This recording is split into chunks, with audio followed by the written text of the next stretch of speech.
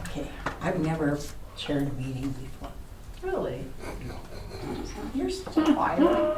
Like, who chairs your city council meetings, Mayor? But whatever. Good afternoon. Today is Thursday, March 13th. It's 2 o'clock, and this is a regular meeting of the Board of Commissioners for the Housing Authority of the City of Trinidad. We need roll call, please. Michael Aragon, Here. Jennifer Carr, absent. Astrid Cremars, absent.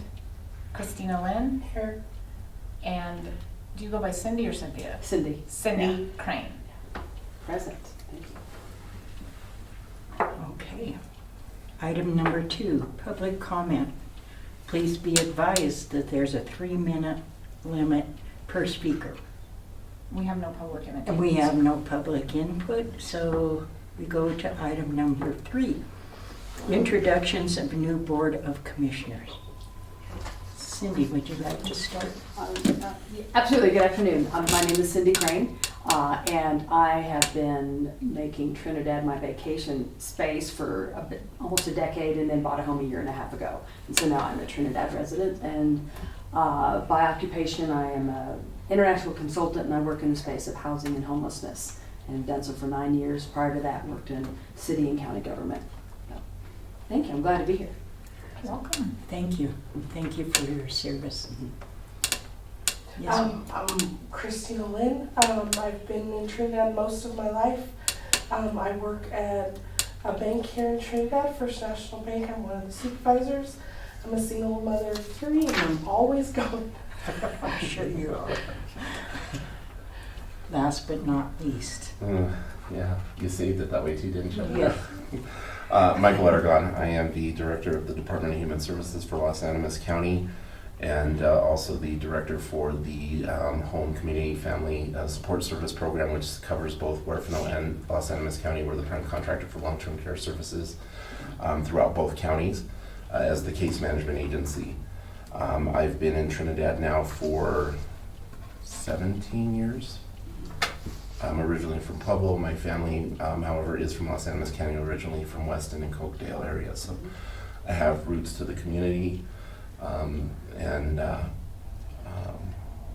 Full disclosure, my husband is Manuel Trujillo, who sits on City Council.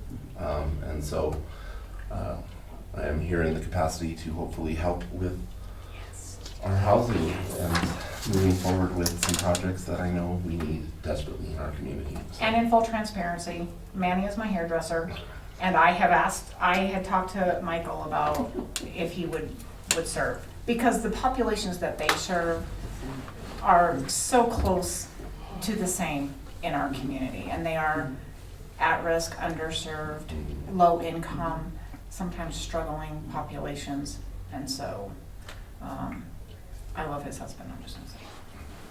So. If you know either of them, you love both of them. Yes, true, Christina, that is true, but I knew Manny before I ever met Michael. But I just want to say a couple of words if I can. Mayor has been absolutely nothing but super gracious and absolutely beyond supportive to me as an ED without a board for 6 months. And every time I needed her, she was there.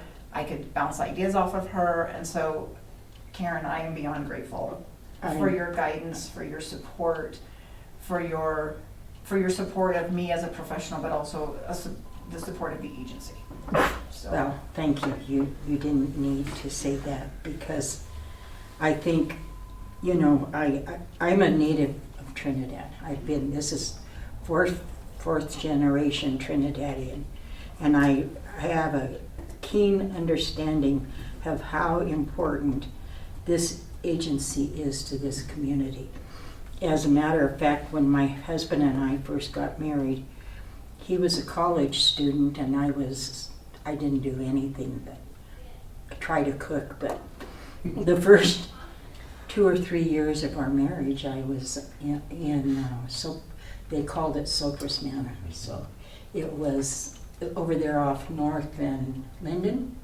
Mm-hmm. Oh, the okay. big buildings. Okay. And I distinctly remember our rent was $33 a month, and it was a godsend to my husband and I. And if anybody thinks that the housing authority is a handout, they're sadly mistaken. It's a push. It's an assistance, because now my husband and I are thriving and we're contributing to the city of Trinidad, both financially and in public service. Both of us are doing what we think we need to do for the city. So thank you, Melissa. I really appreciate that. I hope this is the day of change for the Housing Authority. I hope it's a day of assistance for you and that you can do your work and your job as efficiently as you possibly can. Thank you. So congratulations to you as well, because I mean, the caliber of people on this board is really good. I mean, I won't hold it against Michael that Manny's.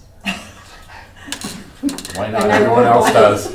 I won't hold it against you for you being socially known to Manny, but thank you so much. Item number 4, appointment of Board of Commissioners Chair, and that is my job.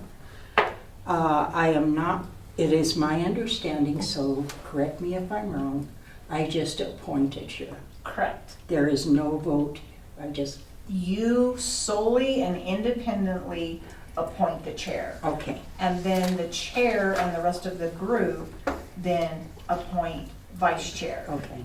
But we don't have a full panel. We don't have a full panel today. So appointing the vice chair could. And you don't have a full quorum to get a vote. To Yeah. get But a- your appointment will But do. your appointment that. is independent of that. Okay, So, all right. That being said, from what I understand, that Mr. Aragon has a keen understanding about the connection with what he does and what the Housing Authority, the duties of the Housing Authority. So if Mr.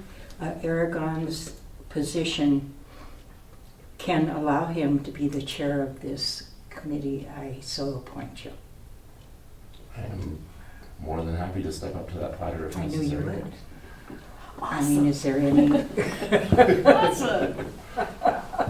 I mean, you're a go-getter. I appreciate that, Michael, because you're what am I had a brain. Your intelligence level. I mean, you and I've talked several times on not about the Housing Authority, but your general knowledge of how government works is going to be very helpful to this organization. So absolutely. thank you. Thank you. Appreciate it. Welcome, board chair. I Congratulations. am happy to have you as our board chair. Thank you. Appreciate you all supporting. And there's the gift. And she's ready to hand it off and be done. See you later. You're welcome to stick around if you would like. If you don't want to, that's fine, but would you at least swear in and have Michael take his oath of office? Okay.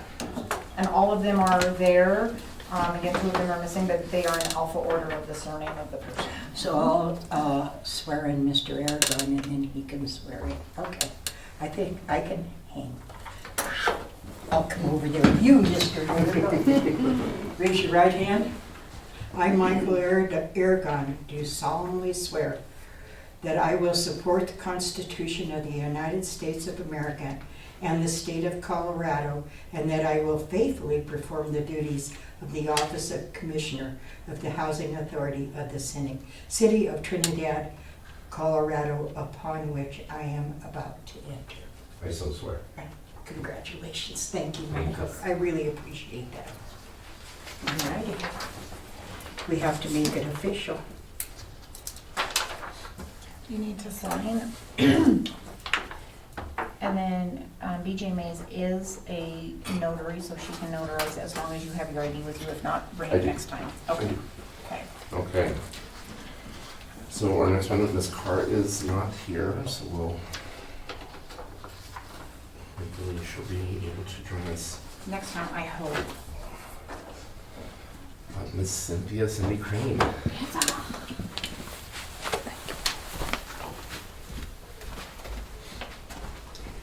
Raise your right hand. And I, Cynthia Crane, do solemnly swear or affirm that I will support the Constitution of the United States of America and the state of Colorado, and that I will faithfully perform the duties of the office of Commissioner of the Housing Authority of the City of Trinidad, Colorado, upon which I am about to enter. Congratulations. Thank you. And you need to sign, please, Well, how do you Cindy. sign? Oh, thank you. And then if you have your ID as we finish, we can have you notarized by our notary on staff as well. Thank you.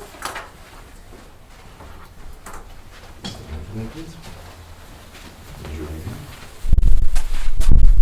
I, Christina Linden, do solemnly swear or affirm that I will support the Constitution of the United States of America and the state of Colorado, and that I will faithfully perform the duties of the office of Commissioner of the Housing Authority of the City of Trinidad, Colorado, upon which I am about to enter. I do solemnly swear. Congratulations. Thank you. Before I leave, my parting words are, I am a strong supporter of the Housing Authority. If any of you need anything from me that the city can assist with, or if I personally can assist with, please don't hesitate to reach out to me. Thank you. Hey, good luck. I know you're in great hands. Thank you. Thank you. Bye-bye. Have a Bye-bye. good meeting. Thanks for all your support you. again. Hey, not a problem. You better strengthen that arm, dude, because you're going to have a lot of signatures. If I carry in these packets like this every meeting, I'll be deadlifting Manny pretty soon. Oh, yeah. Take care, all. Thank you. Since we don't have quorum, the appointment of a Board Commissioners Vice Chair, is the committee okay with, the commissioners okay with tabling that Yes. until next meeting? Okay. That's item 5. Item 6 is financial review. Currently, no current data received from CPA, letter of acknowledgement requested from CPA, emails are included. Yes, so they are working feverishly. They have had more than a 60% change in staff in their firm since last summer. So they are in the throes of not only recruiting, retaining, and training. Prior to that, at this agency, our CPA, our accountant had been there for years. She left to take another position in leadership. And so we have a brand new, not yet been out of college a year, accountant. Now she has oversight by somebody that is a CPA and has been for probably 30 years. But it has been a very hard and a very, very steep learning curve for NADA. And she is struggling. I think she is giving her level best, but they are slow in responding, getting financial data, getting financial reports. And when we didn't have a board, it wasn't crisis. But when we had a board, I was on the email, we have a board, this is what I need this, I need this, I need this. I got the budget yesterday. It is in your packet, but monthly financials are still being worked on and being sent. So there are no monthly financials to report or review. Okay. They will hopefully be here for next meeting. But as I get them, I can certainly roll them forward if that is y'all's desire. I can just bundle them and email them, or we can just wait till next meeting. It is Can I ask, how long have we been with this CPA agency? years. That's this one here. Yes, Erlab and Company. And they are a public accounting firm that does, one of their primary industries is public housing agencies across the nation. I guess my only question or concern would be is internal 60% turnover seems like an extremely high amount of turnover. So my worry is, we know that in governmental accounting, subject matter experts are getting limited by the day. I think part of their, the Ada, Oklahoma, which is their home base, is a very small town, and they were tornado hit. Okay. And I do think that that has impacted families that may have decided, I'm done over and out, I'm gonna move. Our CPA that was there that left stayed, but went to a different agency. But they were hit with some pretty terrible, and I don't know that that is the only reason, but I think that is one of many, so. Yeah, I just worry because I know, especially in governmental accounting for us, human service wise, when we lose an accountant, it can take us years to train somebody to do that kind of work. Are there other CPAs that we're aware of that are doing the same work that we might want to? There's one firm that does much the same. They are headquartered out of the upper Midwest, that at conferences are as well known, and I have not reached out to her. I have her contact information, but beyond that, I am not aware of somebody who really knows all of the public accounting, but specifically HUD and public housing agency. Requirements, forms, reports, those types of things, and they are not a dime a dozen. Yeah. Does our procurement policies have a standard operating for those major entities that we could take action, like do at least even, what were the steps to do an RFQ, request for qualifications? We don't have policy. We don't, and that's one of our weak points. Yeah. My background is risk and compliance and human resources. When I came in interviewing, I said, "Can I get your employee handbook?" And they all looked at each other and they said, "What employee handbook?" That was on my list to ask for a copy of. Yeah. Our Okay. employee handbook. Procurement policy, okay, cool. But that We'll doesn't, get but we there. have the authority to get there, yeah. Yeah, We do. absolutely. Yes, we do not have it, but we have, I mean, I will be very frank, and I've said this to the city council, I've said this to the mayor, I've said this to previous board members. Had I known the soup sandwich that this agency was, I would never have accepted this position. We have made great strides. Yeah. I have a fabulous staff. Not to say that I haven't made some staff changes, of course I have. And I will continue to do that when it is in the betterment of the agency. We have made some great strides. We've got a long way to go. Is our audits? Our audits are strong, our audits are okay. good. Yeah, I'm just. Our audits are good. Okay. Our last one, and we have two separate audits because we have two separate arms of our agency. So we have our public housing side, and Section 8 falls up underneath our public housing side. And then there's Corzon Square, which is multifamily, elderly, and disabled. They have their own accounts. They're basically two divisions of the same organization. And both public housing and Corzon Square audits, the one that was completely under my tenure was very strong. It was a very good audit. But when I've looked at the other audits prior to, the audits just on paper don't indicate areas of grave concern that an auditor would necessarily pick up and drill down and hone in on. There were some interagency lack of policy, lack of leadership, lack of supervision, lack of management of projects that has resulted in some pretty low scores in the past. So, I think a couple of challenges, and this is only because I worked with Melissa long enough to know what some of those are, and I think where this agency is weak is in obviously the accounting realm now. This is an issue or a concern that we, as the advisory board, need to probably look at. I think internal policies and procedures is a major one. I also think, and I don't know if we have a contract with the city legal representation. I know we have a separate legal counsel that you guys lean upon for specific things, but do we have a solid general no. legal counsel No, for we do not. day-to-day issues? No, we do not. So our lawyer he runs a very, very small, he is a one-man band in a sense, and we use him for contract review, but he works very heavily on the tenant side. So if we're getting ready to evict, those types of things, that is where we have used him. But to have general counsel, no. I have gone out for RFP, it's been about a year, and did not get any response. through that RFP cycle. But that apparently is a thing here in Trinidad, because I've just gone out for RFP for the second time on vehicles and got one response.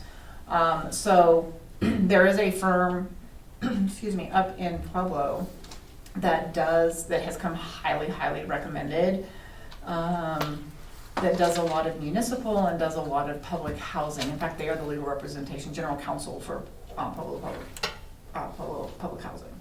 Okay. So, but we do need, that is another area that we need a strong general counsel who again knows housing, knows HUD rules, knows rules, regulations, those types So of things. I guess one of my asks would be for the next meeting, if there are specific HUD procurement rules, because I'm certain HUD has a Yes. procurement manual, Yes, they do. would be to look at that, and if you could get a copy of that, that would be Absolutely. helpful. I also wonder if online, like Pueblo County, their larger cities should have their procurement manuals published, if we can pull a couple of examples maybe, Okay. that we could look at and possibly modify or amend. I mean, we're not looking to recreate the wheel here. If it's working Right. somewhere else, let's just use what we can find. But then that way we can put that procurement in place, and then ultimately we'll have a process for RFPQs to go out. And as far as distribution, it sounds like you're doing them here locally only. Are you doing them regional? Are you doing them statewide? How are you? Regional. Regional. So, for example, when I went out for RFP for general counsel, it was basically Colorado Springs to us, Lamar, La Junta to Alamosa. Okay. And it was the same thing with vehicles. Now, the second vehicle RFP, I went Colorado Springs to Santa Fe, and still didn't get response. So, And do we purchase the vehicles outright? yes, How many vehicles in the fleet? right now, Mhm. 4. 3 of them are on their last leg. In some state, I've got Texas in my head, but as a quasi-governmental entity, do we have an agreement where we can access the state? States will have procurement lists of things that we can Yes, pull and I from because of their procurement? Yes, and I just learned about that inside of the last 10 days, Cindy. Okay, So yeah, I was yeah. completely frustrated with the RFP for vehicles. I'm like, Right. okay, so what are options? Mhm. And reached out to a couple of other housing authorities. What's been your experience? And one of them From said, the state list. just go to the state, Yeah, pull it from the state. pull it from the I've state. done And I'm that. like, okay, So give me the information. And Cool. he did. DHS has a fleet of 7 vehicles. I think the county probably has 40 or 50 vehicles. The problem with RFPing vehicles right now is that production is a year minimum behind in getting those governmental vehicles out. I'm wondering with other smaller housing agencies, could we look at doing some kind of fleet management system through someone like Enterprise or something like that? It might be substantially less money, and they're able to procure vehicles a lot faster than we would. Perhaps, but our requirements for what they have to be able to do, that is our biggest limiting factor. We have to be able to put a Tommy gate on the back of it. And we have to be able to put a snowplow on the front of it. Sure. And it doesn't matter the brand of a vehicle, any of the half-ton vehicles are all aluminum frame now, and you can't put a Tommy gate on it, and you certainly can't put a plow on it. But we don't need a 1-ton vehicle, that's completely overkill. But having a steel frame, we're already into 3/4 ton to be able to do that. Half tons don't work, they're So- not heavy enough. Yeah, so we looked at that for our agency, and we have some of those same criteria, Mhm. obviously for Road and Bridge and those guys. Absolutely. And those fleet management will find the vehicles that can meet those needs. So that's what I'm wondering, if there's other housing authorities that might partner or group together with the fleet system where we're only paying for the portion that we need, but we get lower cost because there's more vehicles in that fleet In that area. fleet. That's a great idea. That's actually That a would be great my thought, idea. is to reach out to a couple of the other housing authorities around and see if there's any interest, because I know the one that I've spoken to, they would like to do a combo of the city, the county, the sheriff's office, DHS, those kinds of agencies, all as one fleet. They'll manage it every 4 years, they rotate vehicles out. The maintenance is set up and done by them, so it may behoove us to look into that Absolutely. cost-effective wise than to try and outright purchase a vehicle, because that's what I'm trying to get away from. We purchase vehicles. I have had one sitting dead as a paperweight for 6 months in our parking lot because it's no longer usable. let's not get to that point. So, so back to the financial review portion of it though, what do we have to review at this point is, it seems like the balance sheet, and this is as of March of '23, so we don't have an actual current. So you have, this was a request by Astrid. So your balance sheet, she wanted a balance sheet for fiscal year in '23 and '24. Okay. So you have both of them. Year in '25 is not yet here because we're still into March. Sure. And so again, you have two separate balance sheets. You have public housing and then you have Corzon Square for both years. So you have your balance sheet for low rent, and then you have your balance sheet for Corzon Square for fiscal year in '23, and then immediately following again, balance sheet for low rent '24, and balance sheet for Corzon Square for fiscal year in '24. And Corzon Square does not, of course, have near the money. It is a completely different program under HUD and does not have the money. It is not nearly as well developed. There's Miss Kremar's mount. Does the board mind if I take us to see where Miss Kremar's is at? Oh, please. Yeah. Hello? Yes, ma'am.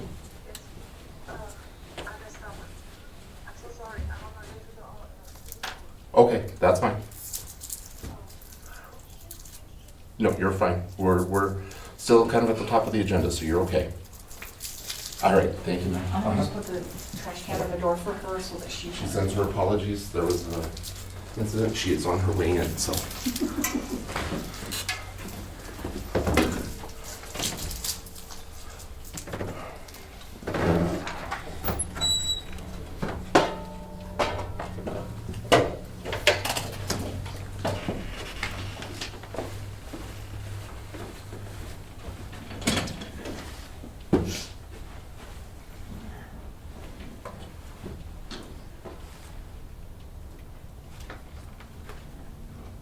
Okay.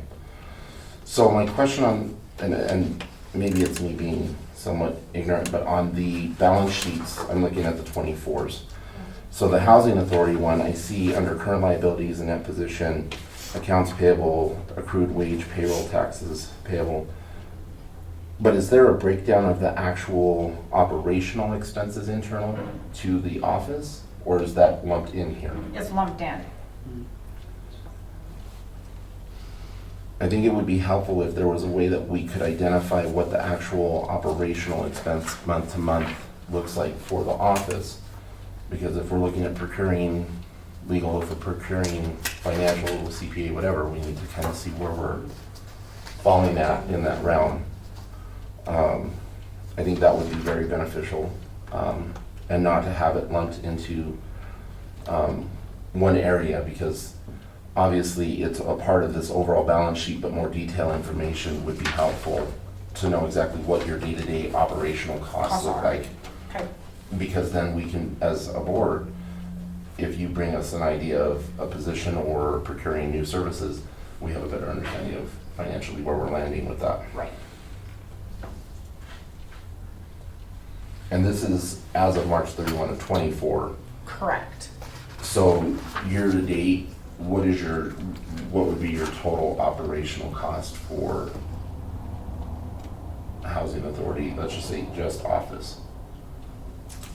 What would you estimate it at between payroll and other liabilities? This year, we are above what last year was, but we've added positions. Right. We're still in line with, and we're still within budget for our office, even with the new addition of positions, because they weren't here all year long. Okay. They came in mid-year. But moving forward, and in the budget that we will talk about for this next year, we are adding positions again, as well, Okay. so. And what positions have you added? So, because I know, but I don't know if everyone else knows. So we added an accounting tech position, so that's payables, receivables, ultimately we'll do payroll. Right now Kathy, as our deputy director, is our HR person as well, and payroll has run underneath her and her predecessor. I need her to be able to do higher level things, but I can't completely overwhelm and drive away an accounting tech So she is doing payables and receivables and doing pretty well. Payroll will transition. So that's the position. She came in September, which was mid-year for us. And then I have proposed, and it is written into this next budget, an operations director position. That position has, in the not too distant past, was on our staffing matrix.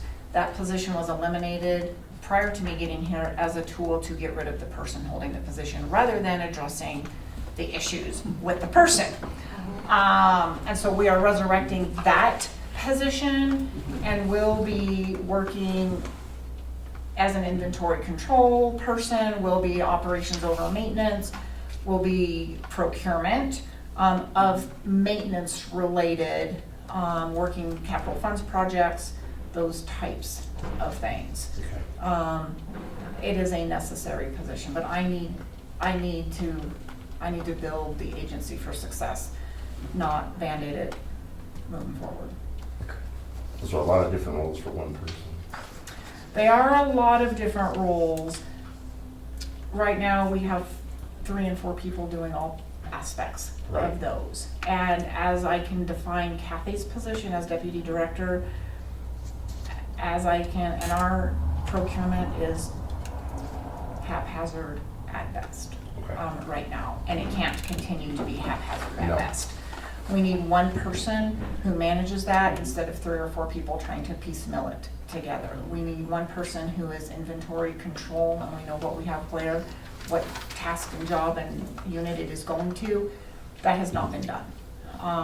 And so that is operations that is kind of what I expect that position to oversee as well. What are we ordering, why, and where is it going? And is it being used appropriately? And can we track it? And that is, we do not have that capability today.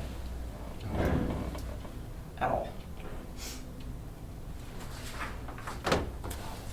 Do you all have any questions, comments, ideas? No, I'm looking at the org chart, thanks for putting that in there. So Oh, you're I can welcome. Follow right through that, thank you. Absorb it all. Yeah. There's a whole bunch to take in today.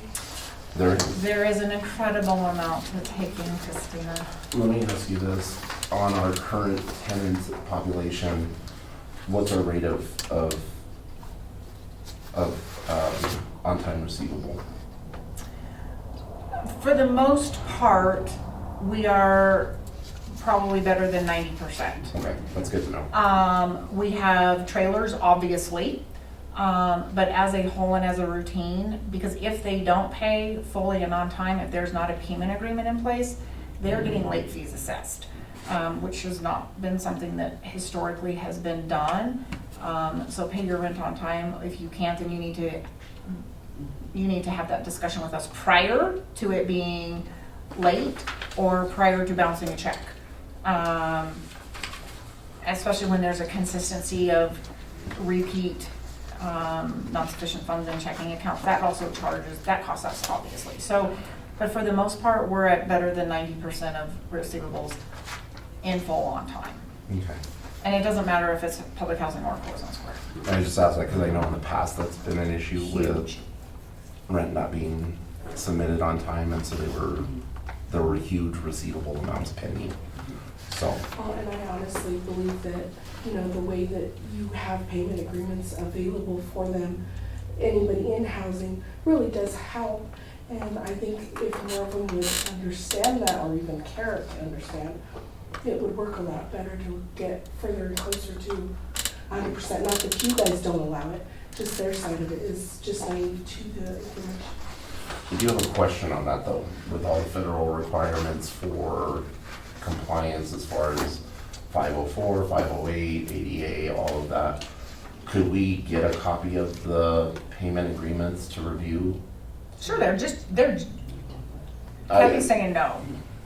I wouldn't have any identifying information, but No, like a blank one, but I but think the template the form. language. Template. The template. The The template. template, I have no problem with. I I'm would not gonna just give you have a- identifying information, No. but the template of, here's a blank one, here's what this payment agreement, absolutely, I have no problem Okay, sharing yeah. that. I just want to see what the language looks like, because I also worry that maybe the language might not be plain language, it may not. There isn't a lot, and it's based on If it's a payment agreement, we have a lot of tenants that have problem with work order payments that just cannot afford that. Okay, So the language is changed per what it's for, and then the boxes that we put in there to give them time to pay off what they can without putting hardship on them. so it's not a huge convoluted payment agreement, No. it's pretty Oh, gosh, straightforward? no. Okay, And No, it's it's- not something that you're gonna It's look not at a and say, oh my legalese. God, there's tons of money that, no, it's not. They're very simple. I'm actually on one, and it just splits my payments between a Paydays. week or two between paydays, Mhm. beginning and the end of the month. And I have before this day and before this day to pay the whole amount for the month. We don't let anybody go past the 20th on any payment agreement. okay. Any at all, because that's our deadline to get out pay our vacates and to make sure everybody's paid by that Good. time for our register. Okay, So it just depends on what kind of agreement you're asking to look at. Like I say, they're pretty much the same, but they're very minimum. There- okay. And I will say, from my perspective, Michael, I think they are written in plain language sufficient that a fourth to fifth grader, Yeah. if that is the education level, It is that a they can layman's absorb. language. It is layman's, Yes. it's layman's language, layman's terms. Mhm. It's not legalese at No. all. Okay, good. It's not. It's very plain, and I'm more than happy to. And to base it, I mean, if we have a senior who is on a social security retirement, $900 a month, she gets a clogged toilet. We charge there for $35 for an auger because it's something they neglect, if they neglect it. She doesn't have the extra income, so we'll Yeah. split it for maybe 2 months, you know, pay $10 here, $10 here, $5 here. It's nothing Okay, at good. all. I mean, it's very minimal. Good, Mhm. okay. We just don't want to cause any more hardship on them. On them that we Certainly. already have. Yeah. So this was, so item 5A, or 6A, excuse me, is review balance sheet income statements. It doesn't sound like we have any more from the board. Item B is budget for fiscal year end 3/31/25. So this, again, was Astrid's request. And so this is the budget, and later on in your packet, it's the amendment, it is the final revision of this budget, but this is what our budget was for the one ending in literally a few days. Okay. So,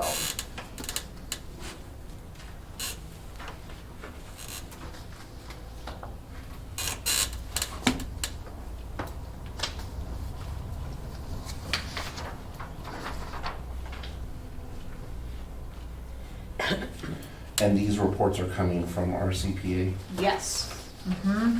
So we send our monthly, we send monthly financial data to them at the end of every month, and this is data that they already receive, and it is generated by them or reported by them. Okay. Yeah, I think with especially the expenses, I would just like to see more detail, what cost centers, accounting fees. We're showing 11,000 for the year. Yes.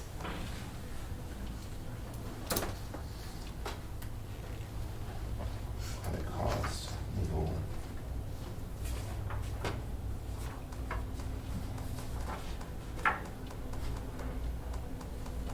Yeah, I just think it would be easier if we had more detail on cost centers to make a better judgment on how we can support you guys in making the decisions on positions What we and need. what you need. Okay. Does anyone have any questions on the fiscal year budget? Okay. Item C, year-to-date profit and loss, income statements ending 1/31 of 25 and 2/28 of 25. And I'm assuming, again, this was requested by, Astrid and was not received okay. at all. Next item, the rent roll review for each program for month end 2/28/25. So this was again requested by Ms. Astrid. These are the reports, and again, tenant identifying information has been removed. But you do know the project for low rent, this is your top one. You know the project in the unit. So we have 5 generations of when we built. So we have been in existence as a public housing entity since November 16th, 1961, which I don't think anybody in this room was alive in 1961. And have not built anything since 1983. And our newest building was finished in 1983, and that is Corazon Square. On the public housing side, Our youngest building was started in 1979 and finished in 1980, and we have not built anything since on the public housing side. There are plans to do so, but they are not close, and they're not something that we will start. You will see groundbreaking in the next 2 years, probably. Shortly after that, I do expect yes. So, at any rate, these are rent rolls. So these are what tenants pay. And again, this is for month end February of this year. So rent rolls for low income housing, $8,650 is what tenants paid in the month of February.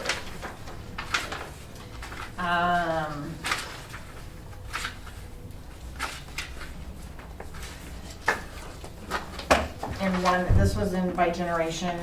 Again, this was 5-1, that 8,000, and if you flip through every single generation of units, you will see total income for the entire month across all generations was $42,900 in low rent. Section 8,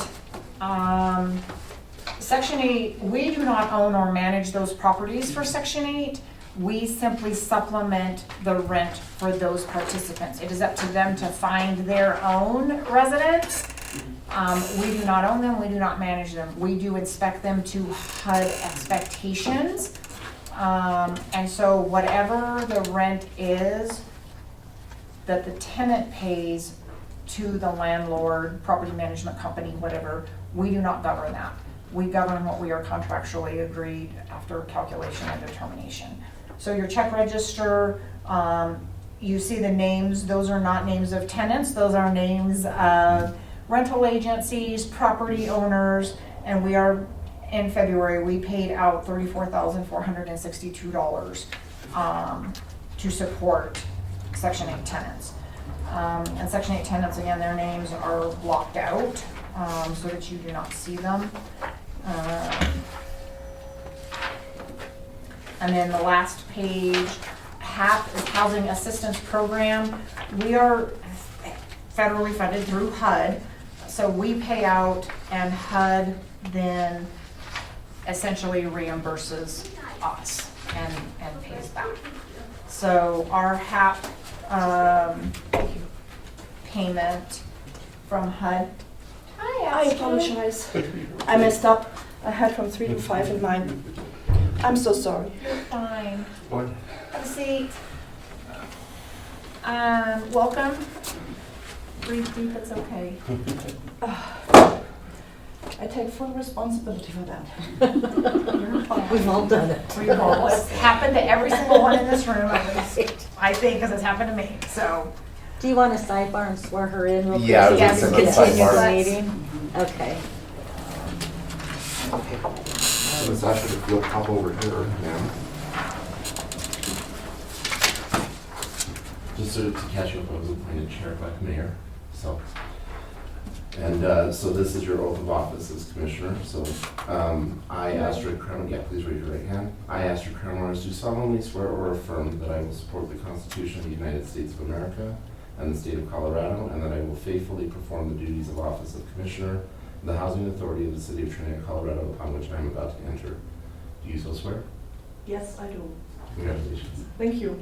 So how do you sign and make it official? Welcome. Thank you. Thank you, thank you. So, would you sign, please? And then if you brought your ID, when we finish, we have one of our staff members in every room will notarize. Thank you much.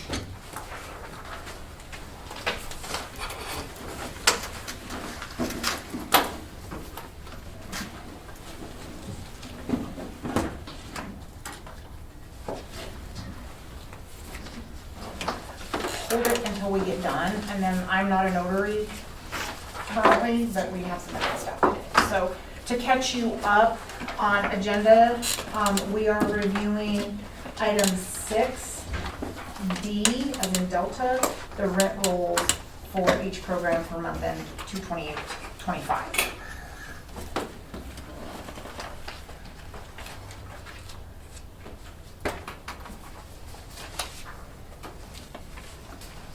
And so a couple of things, actually, as you turn to those, I think it was like the fourth stack of papers that were paper clipped in there. Yeah, the one you're holding. I Yep, that one. Yep. We talked about some of the needs for the organization, one being general legal counsel. The other is, I think we all questioned the current CPA that's doing the books. Who is it?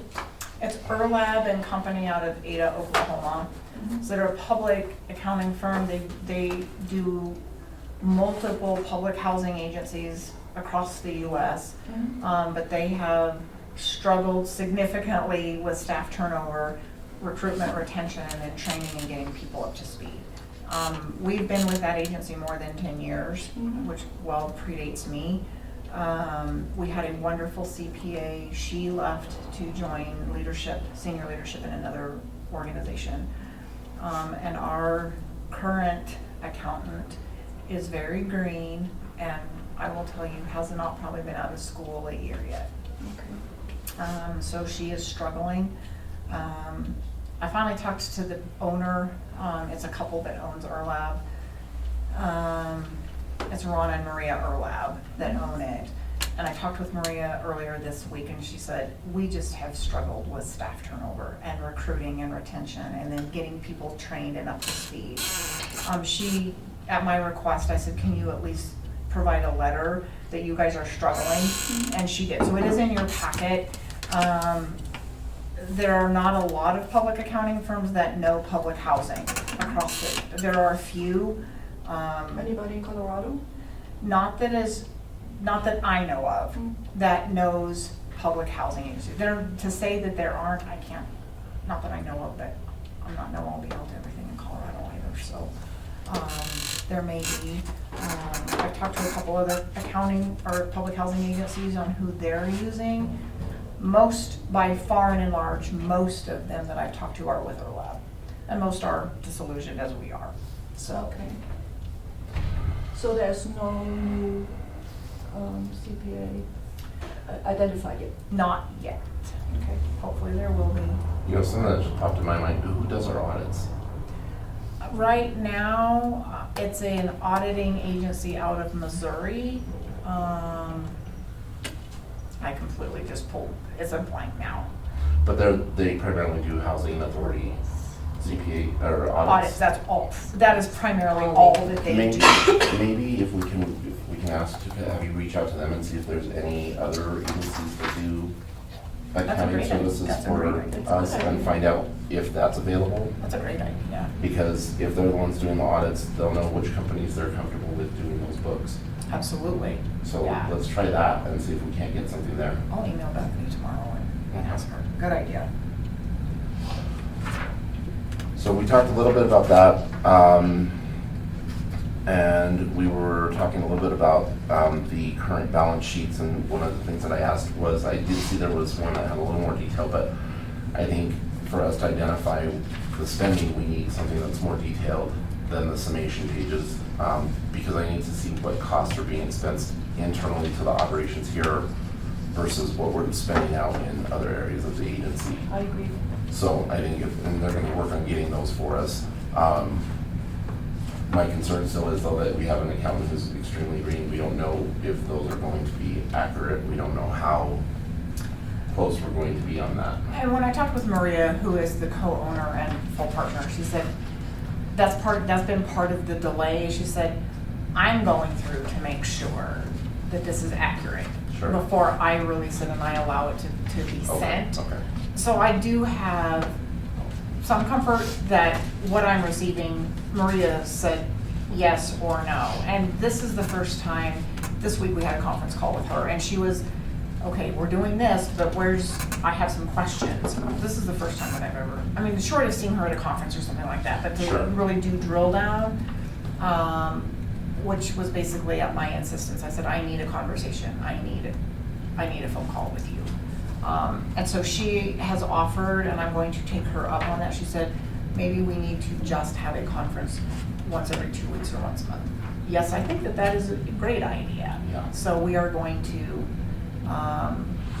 she has said, can we not be too crazy until after the 15th of April? Well, of course, they're in the middle of tax season. So within reason.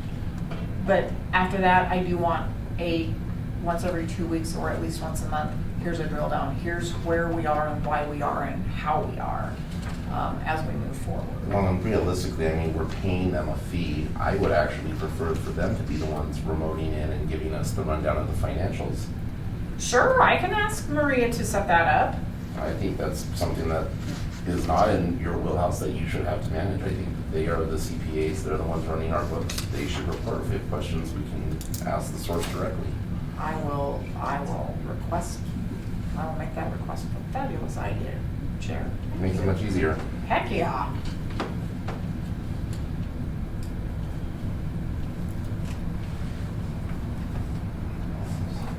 We net on rentals. Did we have questions of continued discussion on rentals? Anything, Cindy? Anything? Okay. I haven't had time to look through everything. Yeah, yet. it's a lot. It's None a lot. of us We have. started, Yeah, yeah. we've started, but we know it's not a one day we're gonna sit here and fix all the problems situation. Yeah. So item E is review and approval of THA low rent. That includes financial statements, bank reconciliations. We still don't have data on that. Nothing on that. Item F is the review and approval of HCVP Section 8. We're still missing that data. What does HCVP stand for? Housing Choice Voucher Program. Oh, that's the Section 8. Section 8. Mm-hmm. Yeah. Okay. Item G is review and approval of management fund. Again, no current data. And item H is review and approval of Corazon Square. Again, no current data. So that is then tabled for the next time? We're gonna have to. We're gonna have to. So we can get data. And I really feel like, again, that might be a good opportunity for the CPA agency to be the ones to attend the meeting virtually and update us with that data. I think, we're not necessarily looking to cut ties with them, but ultimately they are responsible for the books, we're paying them. They should report on that, and it's a bit of accountability on their part as well if they're reporting it would be ready in time. Yeah. So. Any other items that you guys wanted to discuss regarding the financial review under section 6? Or item 6? So the intent is if we meet the second Thursday, or is that the way we used a Wednesday? It used to be Wednesday. It used to be Wednesday at 6 p.m. Then it got to be Wednesday at 4:30. Then there was a suggestion for Friday afternoon at 6 p.m. Straight up, full on, transparent. I'm not on about Friday at 6 o'clock. By the time Friday comes at 6 o'clock, I'm done over and out for the week. None of us are. Rarity None of does us my are. face come out. All I was just saying is that our next meeting That's is one of the- before April 15th, so Right. I'm worried that we're gonna go another month Without financials. And that's one of the discussion items on down is to let's set a meeting that works for all of us. I don't have other than please don't set it Friday at 6 o'clock because I'll be brain dead by that time. Okay, Friday at 7. Care about yourself. You just have to jump way up there, right? But that is one of the agenda items, is what works for everybody, or what works for the majority. So, Okay. Item 7, overview of Board of Commissioners' purpose, function, and responsibilities. so that's the next item of discussion is the schedule, discussion and set meetings. Yeah, I read through the bylaws and the resolutions you send on the board meetings, and it's quarterly, and I think we should meet more often, Yes. at least at the For a beginning, while, for everybody to catch up. And I because there's no legacy here, we can't Right. rely on older board members to, Give us that information or guide us in that practice, so. yeah. And there's quite a bit to, go over and help with and stuff like that, so I agree. Okay. So what should we set it to, monthly for the next? I think monthly is sufficient for us to at least gain some knowledge base. And then we can always reevaluate in 6 months and see where we're at, and if quarterly seems more, more conducive at that point. I think our thing is what is best for you all to make sure that we're giving you the support you need. Right now, monthly. Okay. Not to say that we'll never move to quarterly, because quite honestly, sometimes monthly, there's not a lot, there's some, I'm not sure that quarterly is ever the best idea. Especially as we're going into some really high dollar capital funds expenditures. But I am absolutely, I don't think we need to meet weekly or No. bi-weekly. I think once a month is absolutely sufficient, because if I need help in between times, I'm gonna be reaching out saying, hey, here's what's going on, majority rules, what do you guys think? Certainly. Okay. I'll turn to the commissioners. Specific dates, times that work best.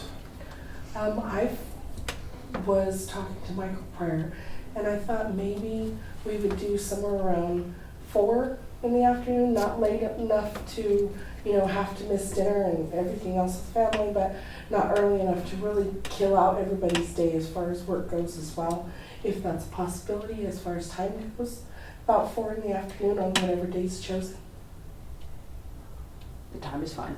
Time is fine? Yeah, time is fine. It was just like, what day? Like, Right. Yeah, that was the main thing, because I thought it was like codified the bylaws, the 4th or whatever. Yeah. It kind of was, but it wasn't, but it also wasn't tremendously followed either, Cindy. And also too, there's 2 resolutions in the past Yes. that they said you'll have to change, come back with resolutions on Yeah. these 2. Yes. Because yes, it is. And we Yeah. can absolutely do a resolution once it's set, which is appropriate, but what is your normal schedule? I would say if we could back up to 3:30, because sometimes they do run long, board meetings do run long. In the year and a half that I've been here, we had one that was 3.5 hours in duration, which is a little extreme. But at 4, that puts everybody home about 8, 7:30 getting out, 8 by the time you get home. So I'm comfortable with either one, but I would say on the outside chance that it runs long. 3:30 would be possible. Okay. So is that then depending on agenda? Like if we have more? well, and I also think as the board moves forward with you all and we provide that level of support and organizational efficiency becomes better and better, I think board meetings will get less and less in time constraint, because obviously we'll have financials, we'll have what we need to operate with, so. Yeah. So if we can do a resolution for the next meeting with the time, Is it going to be the second Wednesday is what I'm... I That's think what we should that's keep what it, yeah, I think we should Yeah. keep it on the Okay, middle good. week piece. Mondays are difficult because Mondays tend to blow up around places, and Yes. Fridays are Yeah. never a good day to do them because we're all exhausted. So if we could keep it on a Wednesday, are we good with the second Wednesday of each month? Sure. Does that work for you? Yeah. Okay. At 3:30. Do we need to make a motion or something? You will when the resolution Yeah, comes. when the When the resolution resolution comes. comes out, which will There's be no next meeting. consideration for an Okay. action notice. Yeah.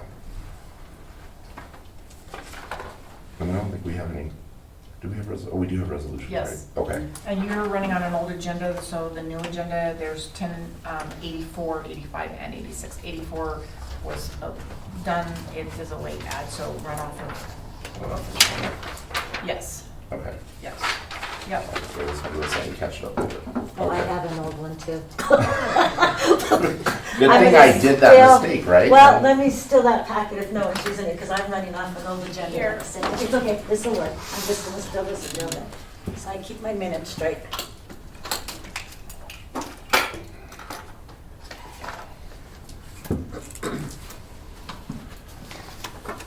And hopefully we are never here till 8 or 9 o'clock at night. Oh, We'll yes. try and run these as efficiently as possible to get us in and out. Okay. I also think, and we have it on there, we'll get to that, okay. Most recent REAC score? REACT, React. which stands for Real Estate Assessment Center. So this score is of critical importance from HUD's perspective. So our REACT score is the evaluation of the physical condition of our units, and it is how we are funded. So the lower our score, the less money we have. And so there is a graph in your packet. Helen Beltry was our first ED. She joined in 1961 and termed out in about 2006. And you see on your graph, she was consistent mid to upper 90s on her REACT scores. She ran a very tight ship. She took care of what she needed to take care of and managed it appropriately. She retired, and then Rosemary Shire came in, and as the graph shows, she was a downhill slide because things were not managed and things were not taken care of. Money was not spent, modernization did not occur, infrastructure issues that should have been addressed, we are still addressing with today. And then when she retired in 2019, Tanya Valdez came in. 2020, of course, is when COVID hit, and so everybody got waivers. Nobody was going out and doing any kind of inspections. She was inspected in 2022 and she received a 68, which had I gotten a 69 or below, I would have received the label of a troubled agency, and HUD would have been our oversight. They would have been in here often. They would have been managing our financials. They would have been managing who got hired, who got terminated. They would have had their fingers in every aspect of our business. This is when I said earlier, had I known the soup sandwich that I was inheriting, I would never have accepted this position. This is exactly why. I do hard drill downs questions when I'm interviewing. I expect hard questions, but I also ask some hard questions. I asked about this specific thing. The previous board looked around each other and they said, we hold our own. And I said, no. Every government program I have ever worked in, you have a hard score. You have a max score and you have a graduated system. And they said, I don't know, you'll have to ask the ED. And so I did. And she said, we hold our own. She was feeding the board, is what was happening. And I said, no, I need the actual score. And she stumbled around. Finally, she said 85. And I said, can you prove that?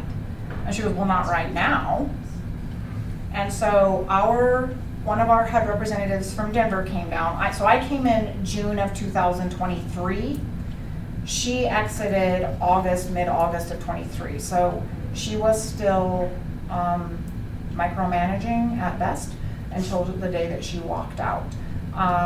We had a representative from Denver HUD field office come down in April of 24. He asked me about this specific thing. And I said to him, well, I know what I was told, but I'm fixing to tell me it's not correct because you wouldn't be asking me about an 85.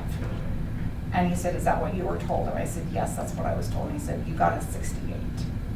And if you get a 69 or lower, you will be labeled as troubled, and here's what that looks like. And he rolled it out. And I said, as God is my witness, I am not a poor performer, I am not a bottom feeder, and I don't run that kind of an organization. I will get at least a 74. I will get a 74 or higher. Not fully knowing everything that we had to do, could we manage to get done? I will tell you that it is only because I have a very supportive staff that we ended up with a 94. We worked our tails off as an agency. We went out for a bid. Our initial score was 88. I had appeal rights. Every time I have appeal rights, I'm going to invoke them like there is no tomorrow and prove why I think we are worthy of a higher score.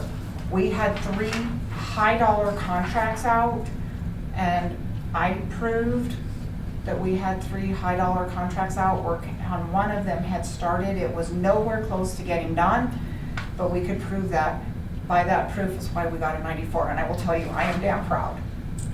I was too, that's all. I am damn proud. In my field, everybody knows what your REACT score is, right? I mean, when I heard it, I was like, oh my God, I thought like I was gonna come on this board and see the end of you, because I didn't know what the last recorded meeting was. HUD's coming, and then I was like, and then what happened?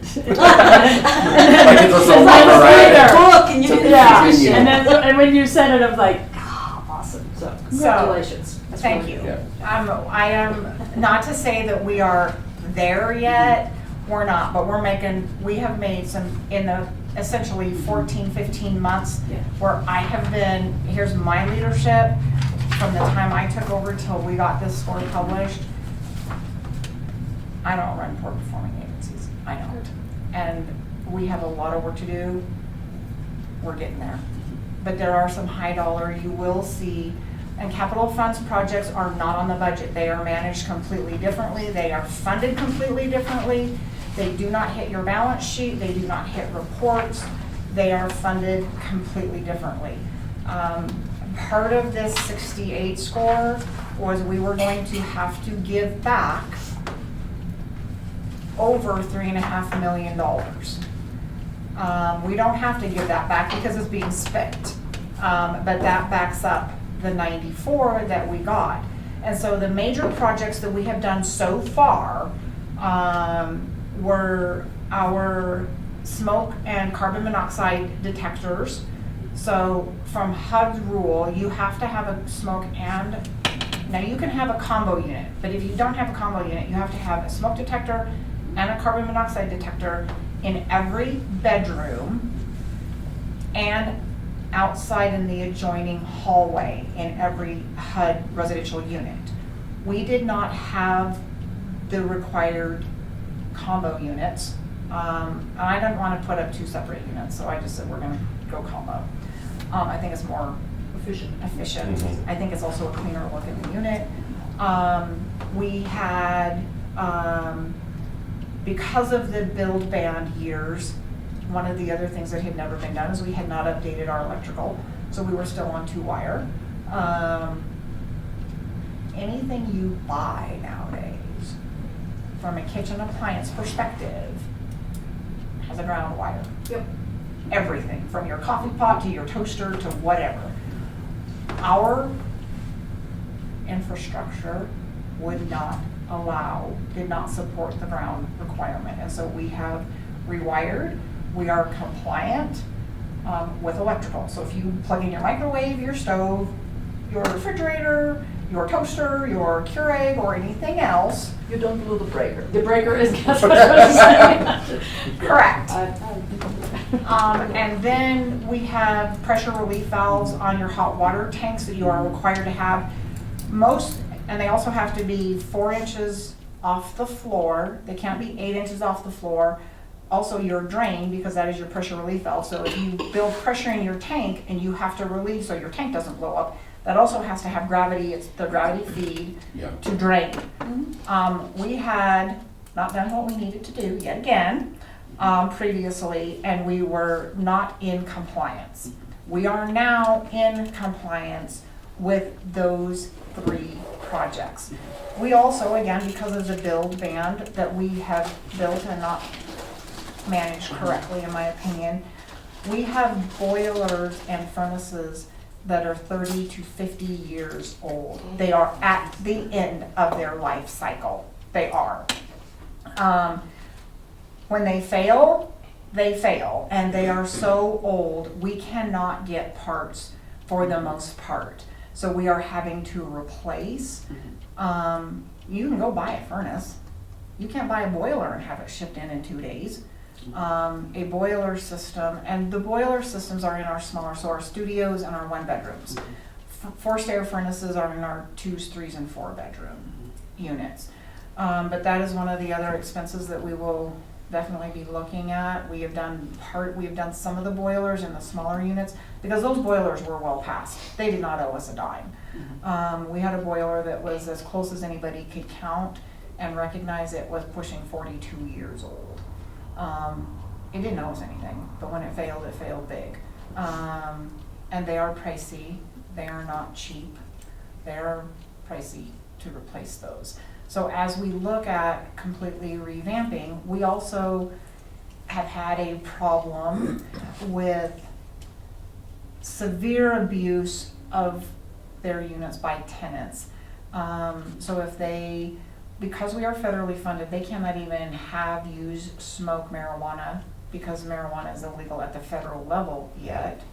And I do think that with the administration in Washington right now, it's not going to be approved for this presidency. So they can't even have a pot pipe in their unit. We can evict because it's drug paraphernalia. But we have had 2 units in the last year that we have spent close to $50,000 on 2 units cleaning up the methamphetamine and the fentanyl. I cannot put someone in a unit when I know that it has had methamphetamine either produced or smoked or fentanyl produced or smoked.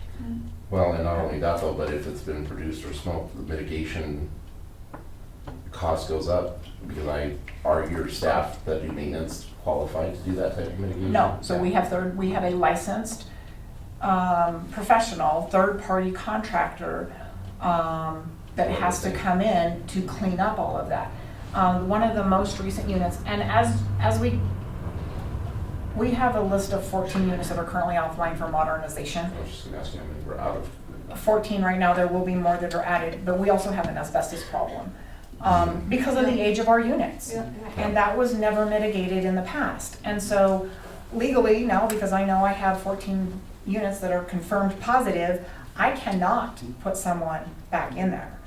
And so that is another capital funds project that is going to be in the hundreds of thousands of dollars per unit. Because when they mitigate asbestos, they are basically stripping to the core. They are stripping to the studs. They are taking up floor tiles, glue, carpet, You name it. you name it, it's gone.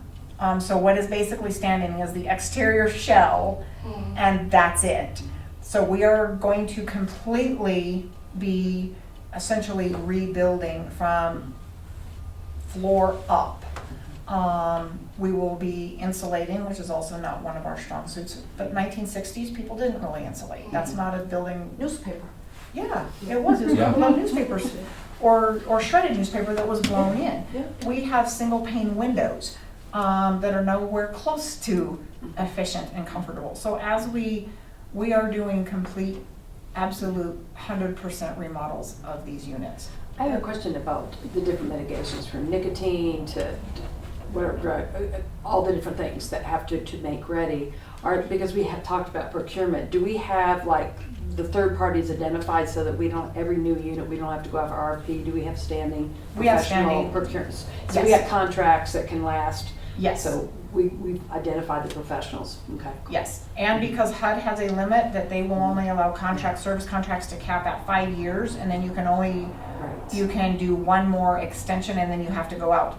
I'm not doing service contracts, I'm doing on a per unit contract to manage it that way. Okay. And HUD pays for that. We pay, but we get reimbursed by HUD, so it's not HUD doesn't pay direct, but they do, ultimately they pay because they are reimbursing. Which How is long pretty is good, it? it makes sense because How long is that period? Do you have to renovate the entire unit? Or can you go by trades before you get reimbursed? How's the system working? It's how we pay. So how we pay and then we ask for reimbursement. So if for example, Astrid, if I say, okay, we've paid the company that we've agreed to have the asbestos remediation. We pay them, we submit to HUD, they reimburse. So I don't have to wait till the unit is Okay. completely done That's good to know. recover those costs at all. If I choose to, I can, but I am not managing it that way. No. Because it is a huge cash outlay for us up front if we're going to do that, and it's months in duration. let me Glad ask to you. hear that, yeah. So two things. One is with the contractors, when they're contracted for those units, are they providing you with a timeline for that mitigation or that reno, and how long are those averaging? Yes and no. They don't give a hard timeline. So one of our most recent units was methamphetamine and fentanyl unit. Until she got into it, she said it will take me 7 days. Well, when she got into it and realized that in addition to that, there was fecal blood and urine contamination that had to be cleaned before the drugs could be cleaned out, that extended. So that ultimately, that was a unit that took well over 30 days. Sure. Did any of us expect it? No, but also when I realized when I was contacted by the police that it was a fentanyl unit, and I wasn't going to let anybody else. We're not trained. We don't have the protective equipment to protect our staff from that. Yeah, it's biohazardous. It is, it's biohazard, and we are not trained, we don't have the PPE, and so I basically said nobody's going in there on our staff side. I'm only going to let a contractor that is trained, licensed, bonded, all of the other things, has all the PPE, and also the liability is not, if something happens to her staff, that's on her, it's not on us. Okay. So, From the mechanism, when you have a unit that you want to renovate, do you tell HUD, hey, this is coming down the pipe? These are the estimated costs, because you never know until you have somebody go in there and find more stuff that needs to be done. Yes. So there's upfront already an agreement that HUD knows that invoices will be coming for the renovation. Yes, because we have to be able to do that kind, now we can do make-readies, which is basically we turn a unit, somebody moves out, we clean it, ready it, and somebody moves in. HUD doesn't really care about that. What they do care about is if I say, we have asbestos and here's what that looks like. Now we're going to remodel all of those things. There is a reporting mechanism in place that we are dinged by HUD if we don't meet that make-ready turnaround and get ready to house it. Mhm. If it's not ready to be housed, there's a mechanism in place that I have to report to say, hey, I need to take this offline, here's why. Mhm. And at that point, if I just soft ballpark, here's what I think it's going to cost for this issue, they're okay with that. Mhm. And things change, I mean, Yeah, you it's don't either know. less or more. Yeah, you don't know what you don't know until you go in there and. Absolutely, and so there's a mechanism, there's a reporting mechanism in place for all of that. And these renovations, they're paid by HUD for the 50-unit complex and for the 198 units? Yes, but the 50-unit complex is a different program under HUD with different requirements, those types of things, but it's still, the principle is the same. That was my question. If Principle they is were the same. treated differently or the same?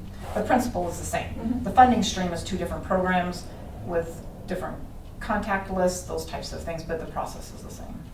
So let me ask you this, so obviously working with federal and state grants like I do, there's gotta be a specific day and time that those reimbursable expenses are entered and then the feds reimburse. What's the turnaround time for that reimbursement? Anywhere from 3 days to 30 days. Okay, That's reasonable. yeah. I just don't I mean, make I've sure. been, Especially right now because we've seen some systems where they're entering expenses and nothing's getting processed, and so we haven't encountered any issues yet. we have, when funds were completely frozen for 24 hours. That's what I'm wondering. Yes, we were, I mean, and we were waiting for reimbursement so that we could make payroll and make Okay. payables after that. That is not on HUD, that is higher up than HUD, just gonna say that. Sure, okay. And then the other question I had was back to the discussion on the utilities. Because the city had announced that there was gonna be renovation on one of the water tanks, so there was gonna be a limited source on that. Do you guys have to do any planning around that limited source of water supply to the units? Not right off, the only way we would have to do secondary planning is if we were notified, hey, this whole quadrant of town isn't gonna have water for 14 days, for example, then we have a requirement by HUD that we have to provide. If it's just less, but they still have that utility, it's okay. It's just if it's turned off, not available, Okay, then we have to look at what are secondary options. okay, just wondering on that. So this whole REAC, I'm not gonna go through it, but it does show our final inspection score is 94. This is a breakdown, so this is the report, I wanted to roll this forward. This is actually the report that we get. So this is the report that you guys are going to see. And with a 94, I will say we will not be re-inspected by HUD for 3 years, which is the max amount of time before they come in to re-inspect. And in 3 years, units will look vastly different. Some of our units will look vastly different than they do today. You have a question on that graph though. There are years that are not COVID waivers with zeros. Were So, there any reasoning behind those scores not being available? this likely, prior to a certain time, and I don't have that date in my mind, they were being inspected every year. Then HUD said, well, if you're a high performer and you're passing, then why are we wasting time, money, and resources to go inspect Sure. something that is what it needs to be? And I'm gonna tell you, it was the early 2000s where they said, yeah, we're gonna experiment with this. This 3-year, 2008 to 2010, is one of the first 3-year spans where, because you had a 94, they said, we're not gonna inspect you because Okay. you're doing what you need to do. So this was kind of a changeover on how HUD was Doing that? doing what they were doing. And then, of course, you'll see pictures. Again, this is exactly the 3 contracts that I talked about, so these were pictures where they were citing us. I said, hey, wait a minute, cite all you want to, but we're working on it, so. I'm assuming that most of these, like especially the minor deficiencies, they're done. You like fixed it immediately, like. Let's just crank it out, be done, and move on. And we worked very diligently as an agency. We know what their checklist looks like. It's not a big secret. And so we started 4 months prior. You're gonna spot check and I'm gonna start picking. So if I know I have a unit that nobody calls in a work order and they live like pigs, that's the unit we're gonna go inspect as a pre-inspection and address. And we fixed a lot, but there were things we don't know until they show up and they run a report on what's our available inventory. The morning before our inspector goes out is when we learn what units they're going to go inspect. But if they were minor, literally within days, they were addressed, fixed, Okay. documented, moved on. Do you inspect units on a regular basis? Prior to my getting here, no. Yes, now we are. So we're doing several types of inspections. So prior to the pandemic and a different ED, they had housekeeping inspections as well. So while I can't ding somebody for clutter, I can ding for filth. We have instituted, last summer, we instituted what you're allowed to have outside of your unit. Like you can't have gas cans right up against your unit. You can't have barbecue grills with propane tanks right up against your unit. So we really worked, last summer was our scope of you have to clean up around your yard. You can't have broken down cars, tires, bicycles, trash, whatever. Chickens running around in your yard in the town. So that was our scope last year. We have now, earlier this year, January, we launched our housekeeping. So we are doing housekeeping inspections. And again, we're not dinging on clutter, we're dinging on filth. And 3 lease, we call them lease violations for filth in your unit. On the 4th one, we will move to eviction because you've now had 3 chances to clean up a little bit. Do I want to evict somebody? That I do not set out every day to evict somebody, but if they don't do what they're supposed to do, and we've given them chances and we've given them support and we've recommended programs for assistance, then if you don't want to do what you need to do, then go find someplace else to live. Because it costs us, because you're going to leave your unit in a terrible situation, which costs all of us in this room and everybody out there that pays taxes more at the end of the day. And then we are doing physical inspections now on a much more frequent basis as well. So we know, separate from housekeeping, clutter, filth, all of those things, what is the physical condition of units? Are there holes in the walls? Are there light bulbs that work? There's a whole HUD checklist on those physical conditions that we're implementing and making our way around through all of the units. I will also let the board know that the partnership that we primarily have is that during those inspections, we will often get times calls through our adult protective services if there's a tenant who is at a point in their life where they're no longer capable of making sound decisions or have the capacity for that decisional making. Correct. So I do know that these folks make referrals to our department often to try and support those folks and find either in-care services or something of that nature.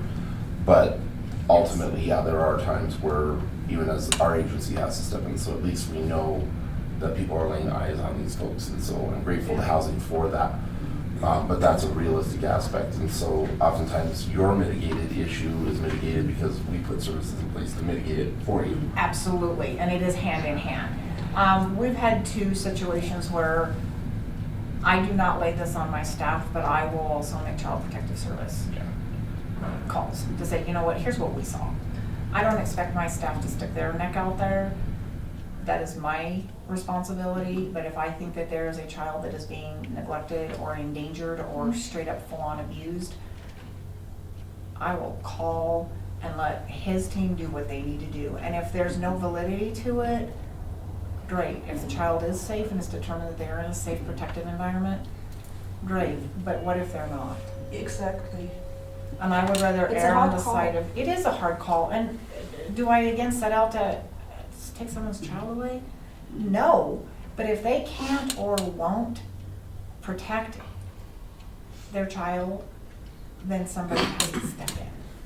Well, not only that though, but as separating myself from DHS to here now, there's also liability with not reporting Yes. for this agency, and there's liability financially of something coming back. So I think that that's good that your staff, and I know that last year we did the mandatory reporting training, which your whole staff attended, I so made they it are well mandatory aware for of them. what that, but I appreciate you as ED making those calls rather than staff, but you know, again, it's one of those pieces where we also step in to try and mitigate with services so that we're not evicting people, we're not having them evict people out of their home. Right. Just makes our job tougher too to find new placement for them. Absolutely. So- And we're all in this together. Yeah. We're all in this together. Did you have a question, Cindy? Yeah, we see all this information, I'm assuming upon intake, there's all addendums to their lease agreement so they understand everything you just said. Which can be overwhelming. You're so excited you finally got picked and you get moved Right. into a unit. Yes. And you sign anything anybody tells you have to sign, but then really understanding, is there training or, I didn't know what kind of resident program or, you know what I mean? Because it's a lot, you're just moving in or you settled, but to try and maybe those first 30 days of housing. So what Yeah. we have instituted, so there's a new tenant orientation. Okay, So when yeah. they sign their lease, Yeah. there is a new tenant orientation that is required for them to attend. Yes, there's writer's cramp because all the paperwork that you get to sign and have to sign, but then there's also, they are given, here's rights and responsibilities, here's supportive services in the area that might not be something that we drive or manage, but certainly are available to them. But they also, when they come in for their annual recertification, that is yet another conversation with them to say, here's your lease, here's your addendum, and we go through it. So if we see somebody that has 14 dogs running in their yard, and we have addressed it through action notices, through lease violations, those types of things, that is a prime conversation to have, to say, as you signed, here's the policy, here's why, and here's what's going to happen if you don't mitigate. So that is an area of continued growth and development for us as an agency, is really the education of the tenant. And yes, we have tenants that are very receptive, and yes, we have tenants that simply no. And the ones that aren't, they're either going to reform and conform and follow, because the rights and responsibilities that they have are for their protection at the end of the day. But they are also, at the end of the day, protection for their neighbors. So if they have a drug unit going on, they can go do that someplace else. They're not gonna stay in housing to do that, because it risks everybody else around them. If they have 14 dogs running around that they're not taking care of, that impacts them and the dogs, but it also impacts the neighbors. It just as a new board member, I'd be really interested to see what that introduction orientation package looks like. Just within my realm of Yeah. expertise, I would like to see, it would be informative to see whatever that is. There's actually Yeah. several steps though. Yeah, yeah. Initially, the intake specialist, Right. when they come up for eligibility, Yeah. the intake specialist goes over the grievance policies, Right. goes over the pet policies, goes over the termination policies. There's every policy, and they go over them at the time they come up for eligibility. Yeah. And at that time, that's when we check new income, we start checking what Right. programs are on through your office. So, and then once they fit in that box, after they've, because it's called an initial interview at eligibility. Once that's done, then it goes back to the occupancy specialist, and then that's when we know where they're going to be housed. Right. They're called in within probably a week, 2 weeks' time, Yeah. because everything's still current income. Right. Then again, they come in and they sit and they watch a 35-minute to a 40-minute Yeah. video, and there again, it tells you about pets, it tells you about housekeeping, it tells you, some of them, the community service, we don't even have that one up and running yet, we're trying to get that one going. If both people are not working in the Right. home, they're not disabled, we try and help them get to, Yeah. somebody's down in the workforce, help them get working Yeah. somehow. There's several steps that we do, and it's kind of a lengthy process that Yeah. it goes through to make sure, and at the time they're leasing up, those policies are brought again, and they sign on those policies at the bottom of every, Yeah. there's a whole checklist, and it's not just a one-time, a two-time, a three-time, it's several times through the 2-week process of getting housed. So there's several steps of it. I would also like to see that. Yeah, Yeah, absolutely. like Because to you're in the see- human services space. Mhm. We have a packet, so I'll remember to put it in the packet next Perfect. week. Right now, we have not used it because we're not housing. Yeah. So I can show you the packet, and like I say, there are several things that we're making changes when we do open our wait list, but what we've done in the past, absolutely. Okay. Other questions on the REACT? Okay. Let's just step out for a sec, but item C is summary of responsibilities, example, review, and discussion regarding bylaws with discussion to update and bring current. I also got to look at the bylaws, so you definitely need an update. So, thoughts, comments, concerns, areas of concerns in the bylaws that we want to address first? Yeah, Robert has already the schedule, meeting schedule. Okay. And thank you for the summary of responsibilities for the board. So this is just an example. I had asked the NELWAD, which we're a consortium member, they are our partnering agency. This is just an example. It's not to say that it's comprehensive, but I do think that it's truly a great guide. And we can develop our own if you guys want to. I'm not saying you have to absolutely make a motion and accept it, but I do think, I wanted you guys to have it, that this is what NELROD, which all they do is support public housing agencies. It's a good to-do list. Yes, Right? Yeah. Yeah, yes. we're meeting once a month. Yeah, it's a lengthy list, for sure. Yeah. And some of these things certainly apply to our housing agency, not all of them. But again, I would just say, I would encourage read and then let's develop for our agency. What do we expect the board to do, so. So, my question would be, as an authority board, not a board of directors, obviously. Advisory, yes. Advisory. I know I've watched a few of the meetings prior as well, and it seemed like there was a lot of work stuff that was done, and then there was a lot of board approval stuff.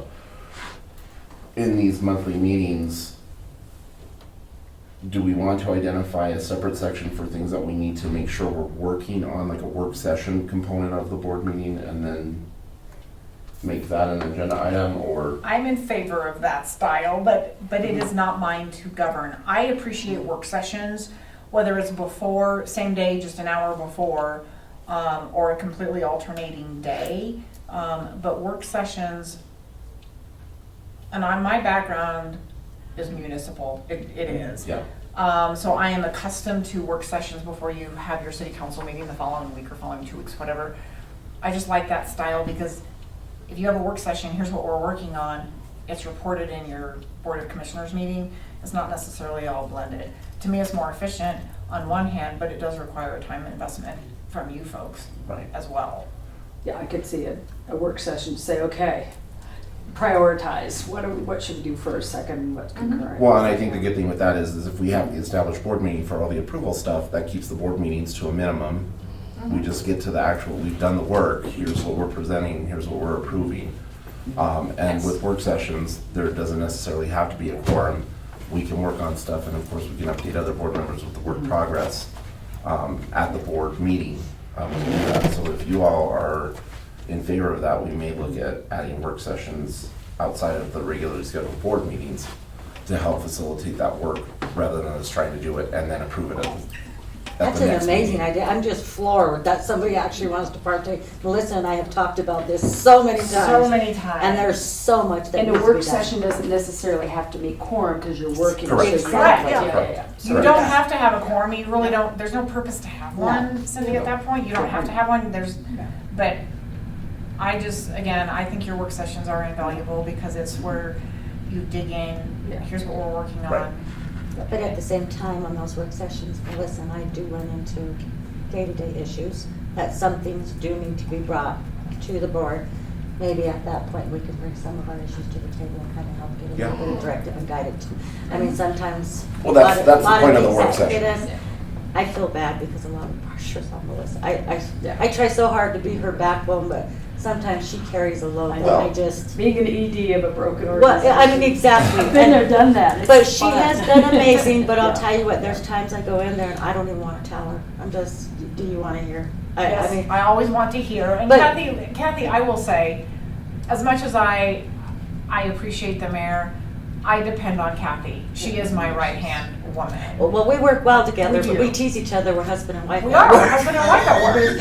But at the same time, there are times where I think her and I can use some outside, a little bit of guidance. Well, and I think, keep in mind though, I mean, even though we will establish work sessions, the work sessions are still open to open meeting Oh, hours. absolutely. So- Well, Absolutely, we they are. advertise so them, we- like post them, yeah, we'll post absolutely. them, public But are welcome to attend. There are some And that's an things- opportunity for public members to also give that feedback.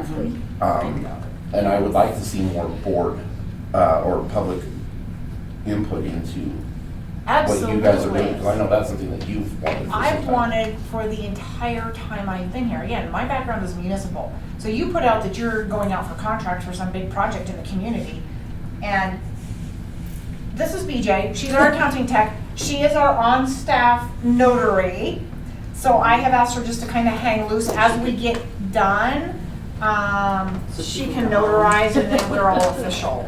So if you're comfortable giving your IDs, I can get everything written in the book and then you guys can just sign. and then just I can sign. get my stuff ready to go and get you in and out. On these Thank you, summary BJ. responsibilities, and this is just me wondering, because your tenure, Thank you. you've been here a year and a half, 2 years? Whopping two, not even two, year and a half.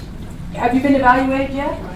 Are you kidding? When I was the CEO, I made sure every employee, I didn't care what was going on, I made sure my evaluations were done on time, because it's just not fair to the employees. Well, and So, that's what, Okay, let me I was just curious, I know you're the chair, but I was No, looking on but this I'm gonna list. say this, one thing you will find in Yeah. Trinidad, there are very few organizations at the governmental level that do performance reviews. and we're one of those.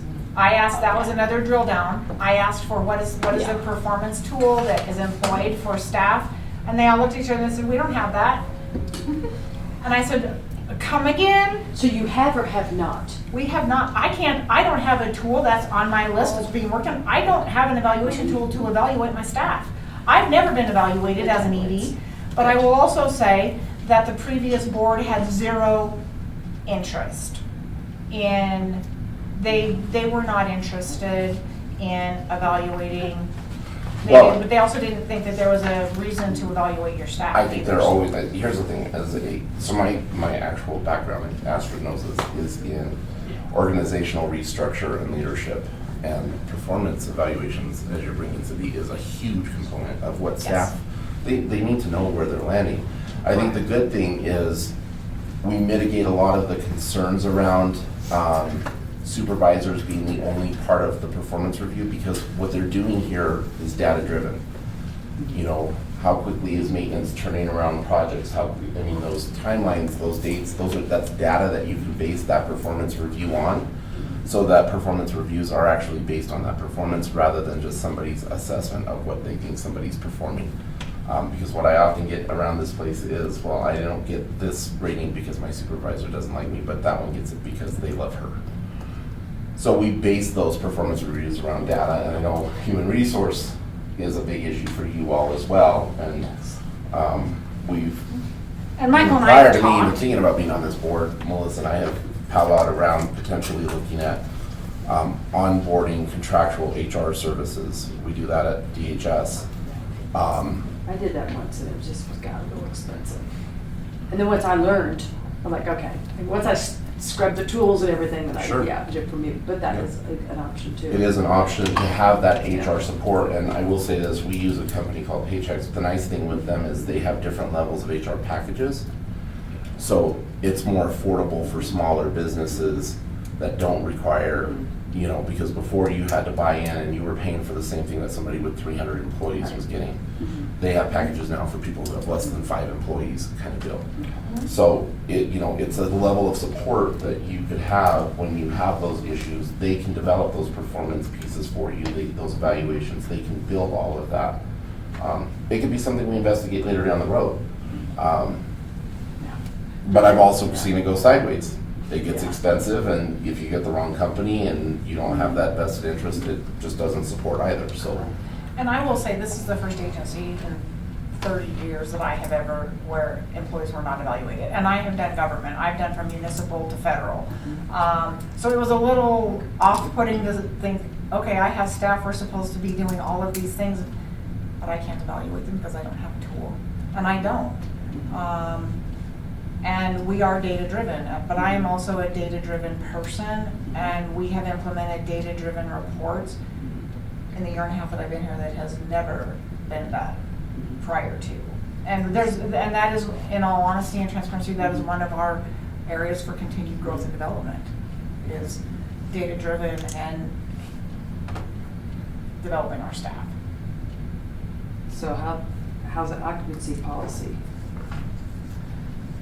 Because it's not on the website. Usually it's a standard document you put, because it's the community understands how you can. And our website is atrocious. My words, Cindy. Well, It's terrible. That is, again, one of the things that is being worked on.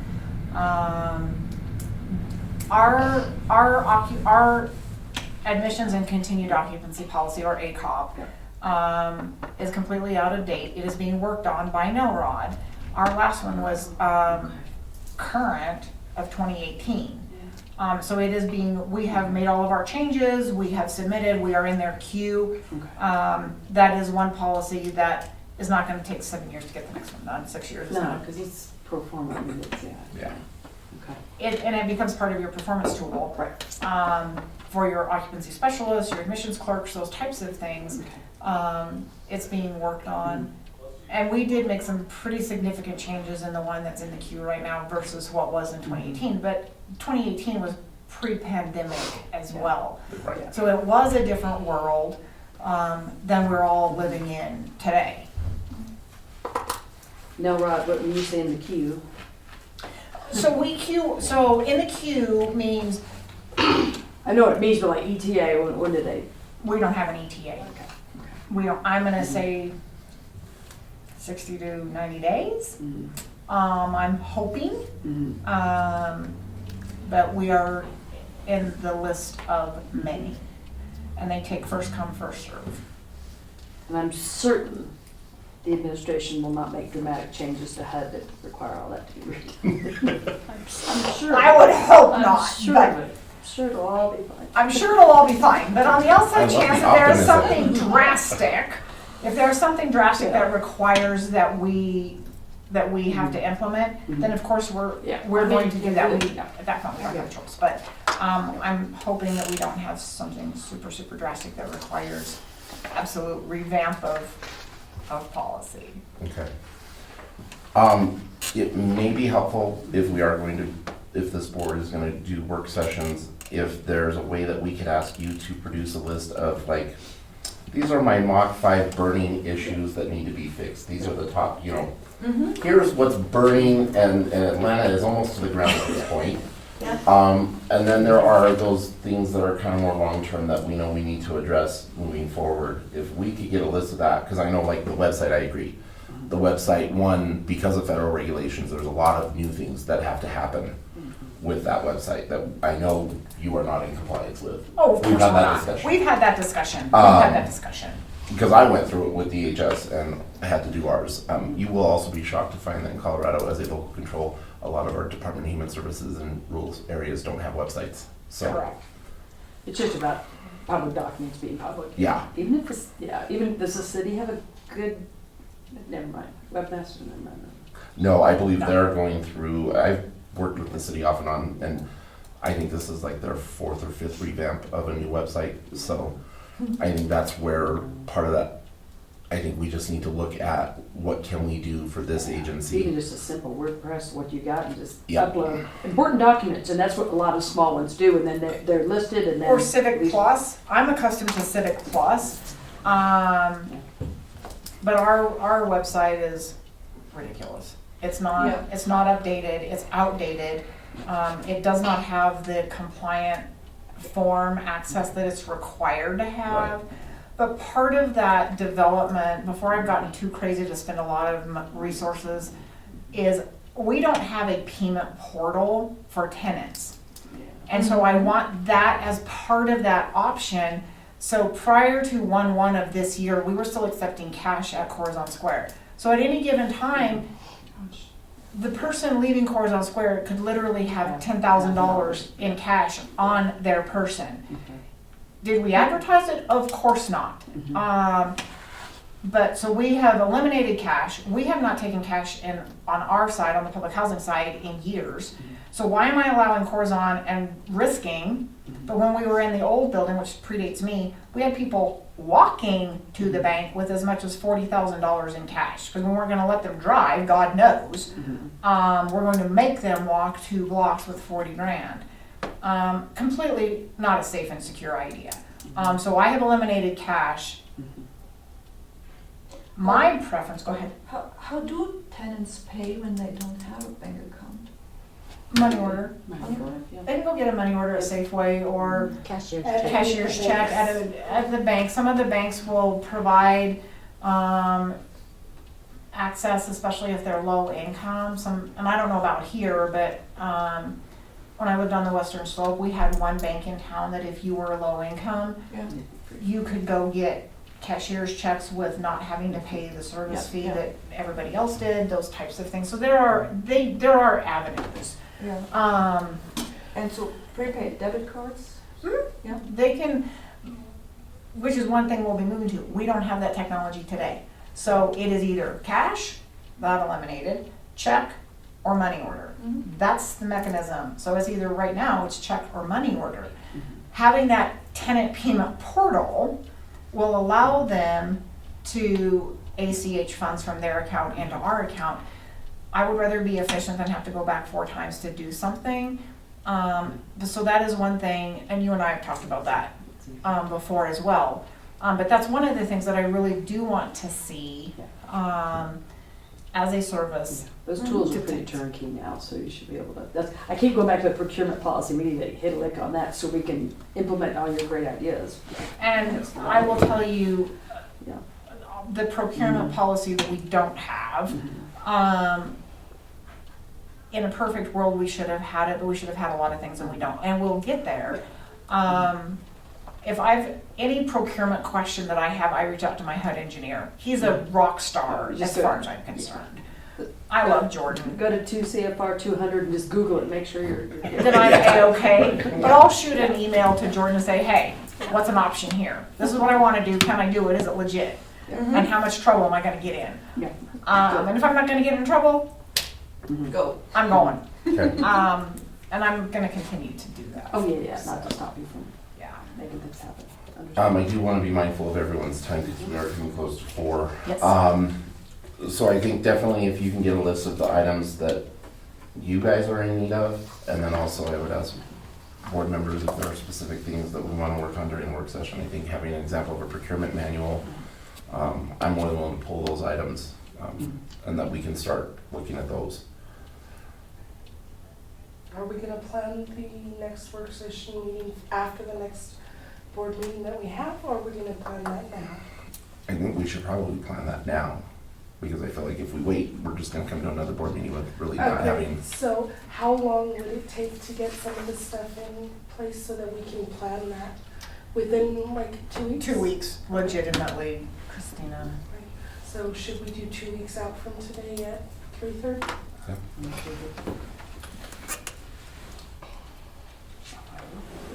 We'll check that. Let me look at my calendar. That would be the 26th. So that would be 27th. Oh, we're gonna go to Thursdays? Or no, No, you're right, Wednesdays. Wednesdays. Yeah. So I have, we could do at 3:30, I'm available. I have morning meetings. Yep. But I'm available at 3:30 on Wednesday. Okay. I'm supposed to be in Vail. Do we need to look at another? No. No, do not let my vacation Oh. stuff. I'm so sorry, but Did you want to do it the day after?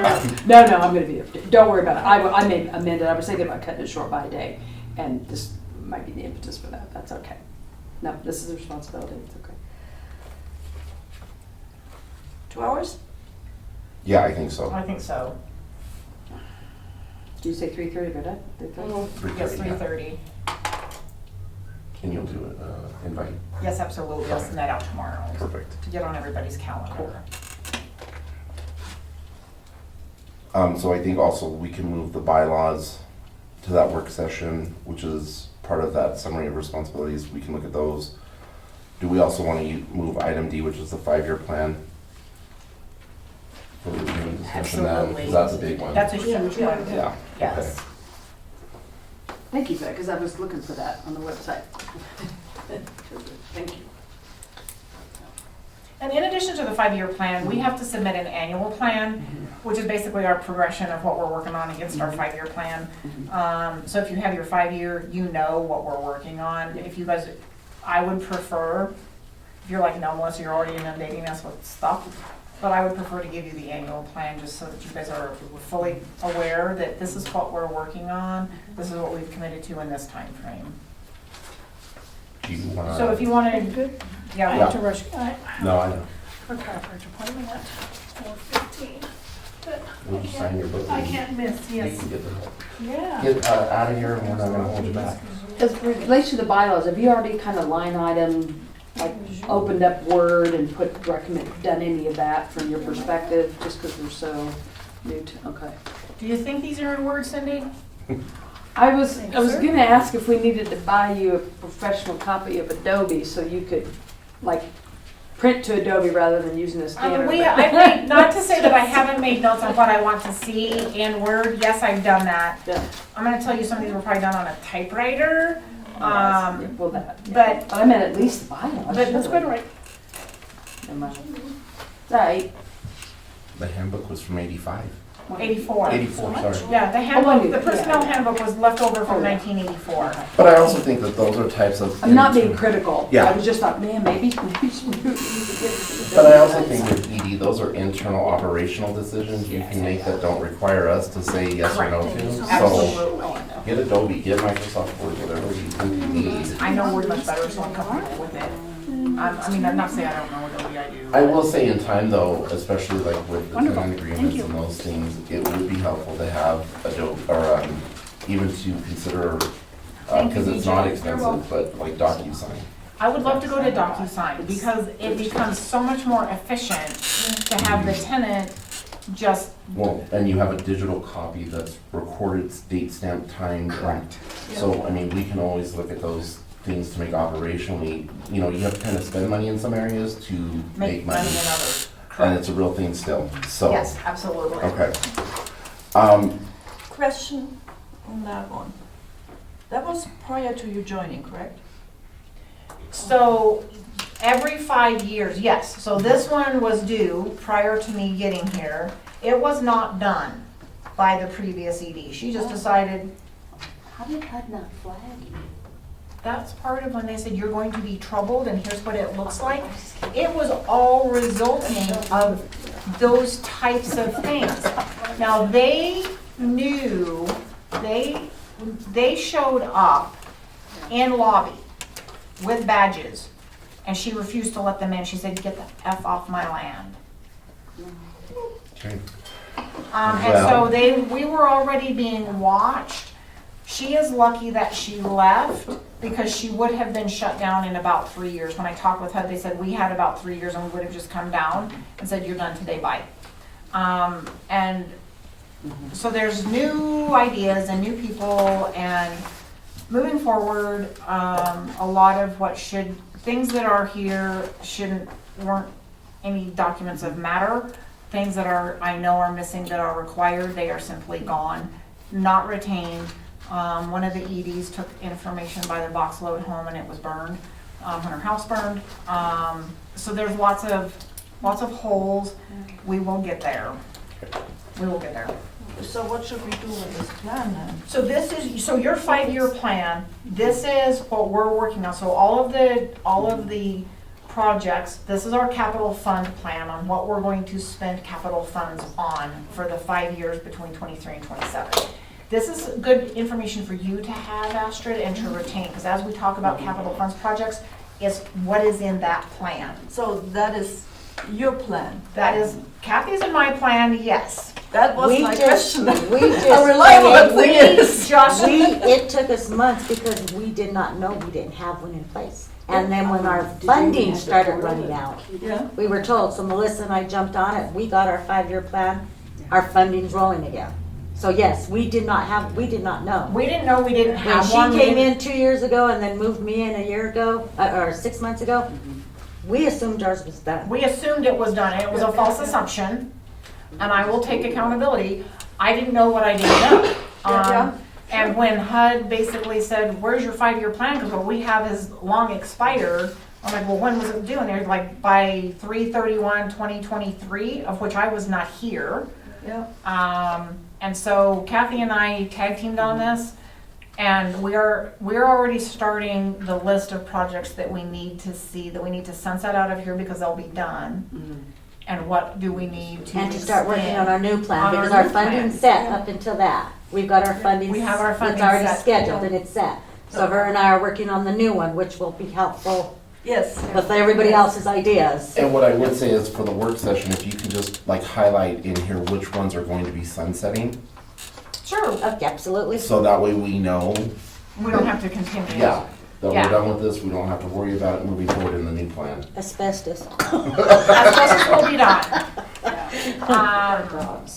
Our pressure relief valves, All that stuff. all that's already done. Okay. So, but again, we're compiling our list of what we need to see moving forward on our capital Yeah. funds. Okay. Also, our capital funds, when I realized what hadn't been done and some of the issues that we're facing, and I did say to HUD, if we're going to do asbestos abatement, here's what this looks like. And if I go midstream and I'm out of money by that time, because I will be out of money by that time, then where are we?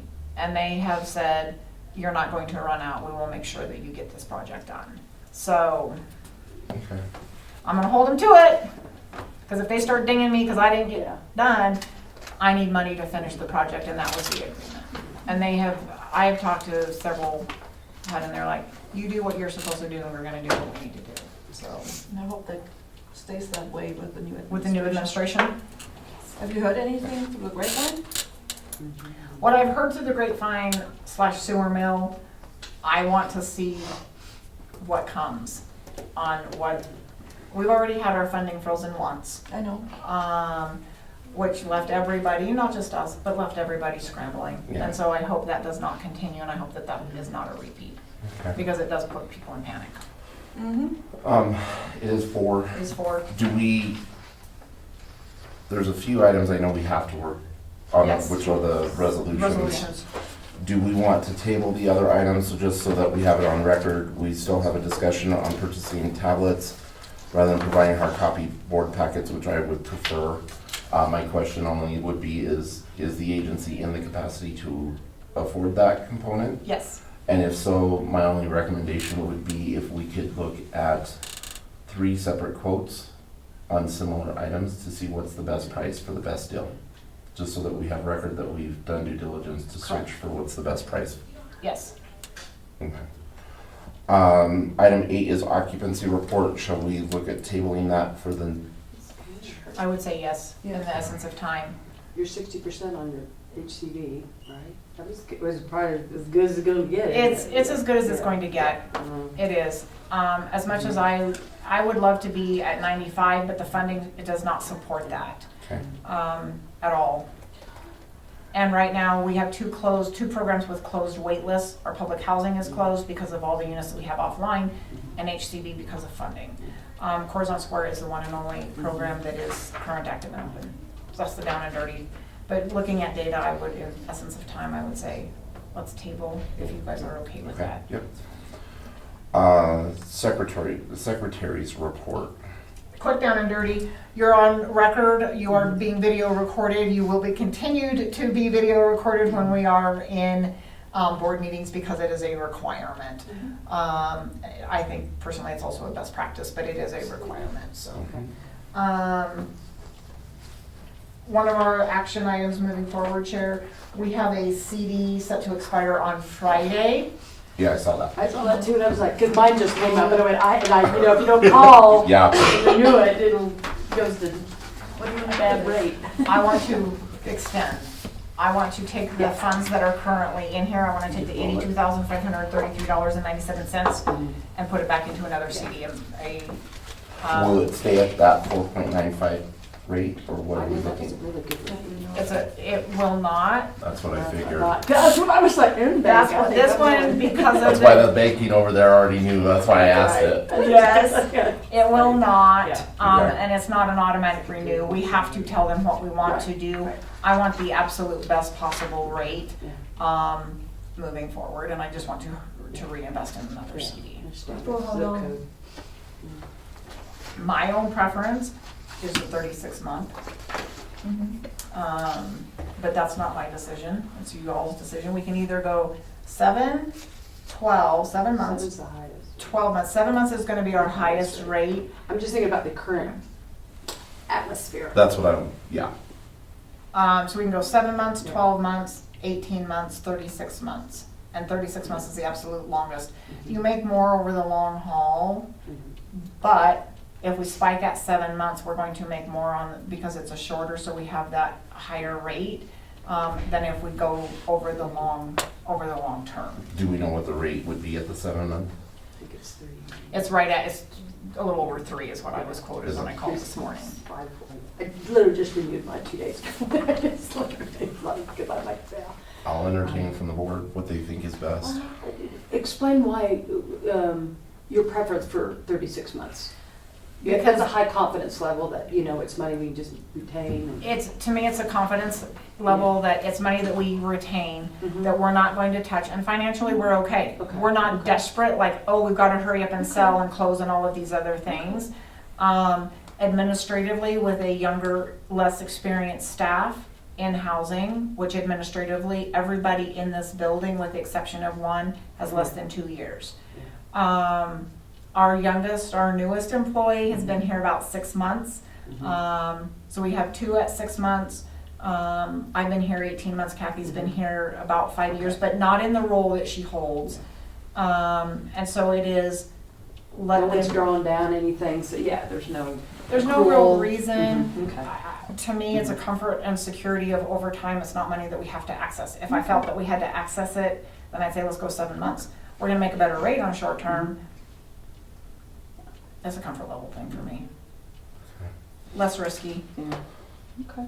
So, I trust. I will entertain a motion.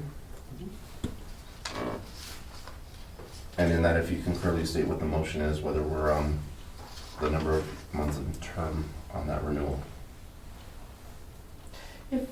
I motion that if it's not in need at this time, 36 sounds like a good, 36 month sounds like a good renew the CD. Okay, so we got a motion for a 36 months extension. Do I have a second? I second the motion. Roll call?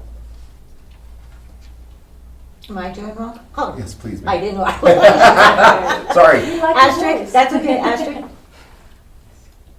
Yes. Yes? Yes. Okay. Michael? Yes. And do you have a third? Who did the Yes. third? No, all of them get roll called. It's- I'll get roll called. She made the motion, so Christina made the motion, Astrid seconded the motion. So second, first, and third. No, so it's motioned? Motion. No, she does the motion, but roll Yeah. calls backwards. No, so the way that we'll do this moving forward, just so we can clarify, is whoever makes the motion, whoever seconds it, but then roll call is everybody that's. That's, you want them all? Yeah. Okay, so Christina? Please. Yes. Astrid? Michael? Yes. Yes. Then got it. Okay. Awesome. Okay. Get that done. And then you and I will sign the resolution that's in the back of your packet at the end. Okay. Fiscal year end 25 final revision to budget review and approval. That is in your packet, right before, or right behind the CD.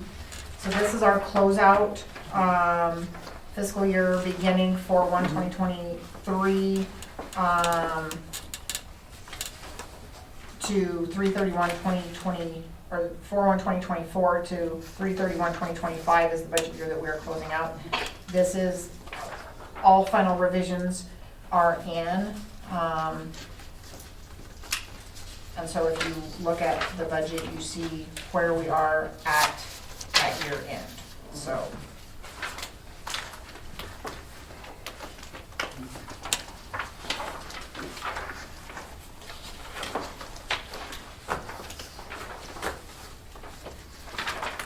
And this, once approved, will be filed through the HUD portal and reported accordingly and appropriately. So just for clarification, the first one is the,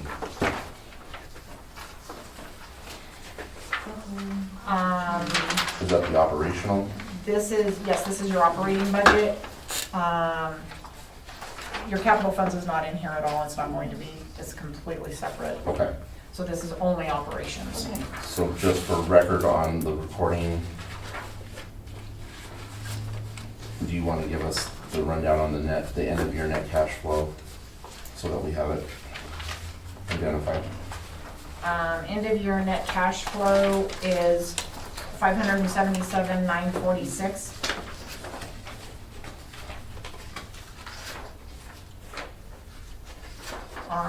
These aren't page numbered.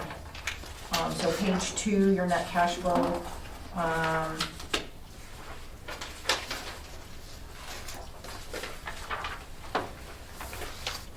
And then schedule and supported non-routine items. Total capital expenditures show $347,940. This was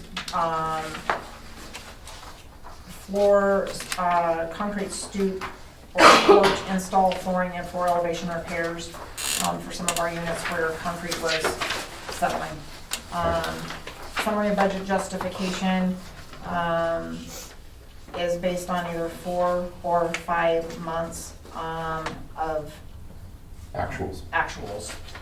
And then your last page is your operating budget. This is actually the HUD form, and this is actually your final page is what's going to get recorded and filed in the HUD portal. They'll get all of this, but they look at that final page is what they're looking at. Okay.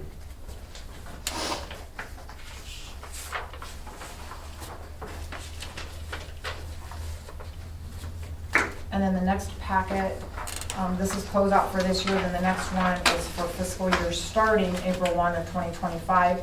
Again, this does not address capital funds, this is operations only.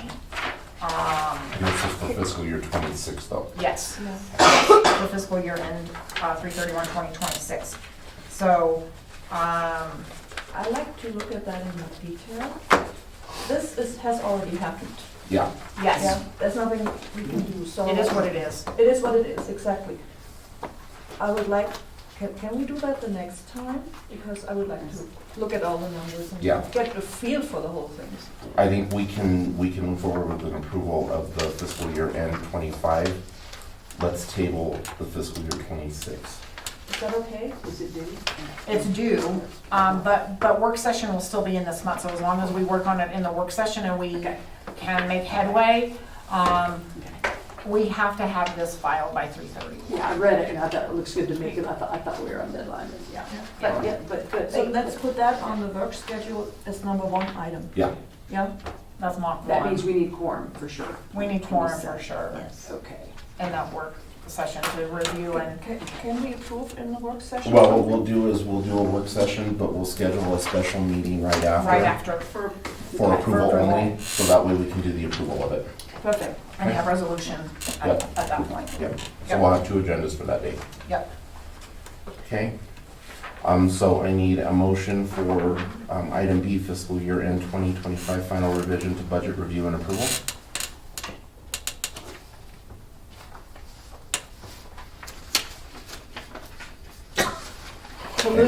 Somebody. I've got a motion, do I have a second? Second. Roll call? Commissioner Crane, Yes. Commissioner Lynn, Yes. Yes. Mr. Ostrich, and Commissioner Aragon. Yes. Okay. Since we are gonna table that for a special, but I still need a motion to table the new fiscal year end 26 budget and review for approval for a later date and time.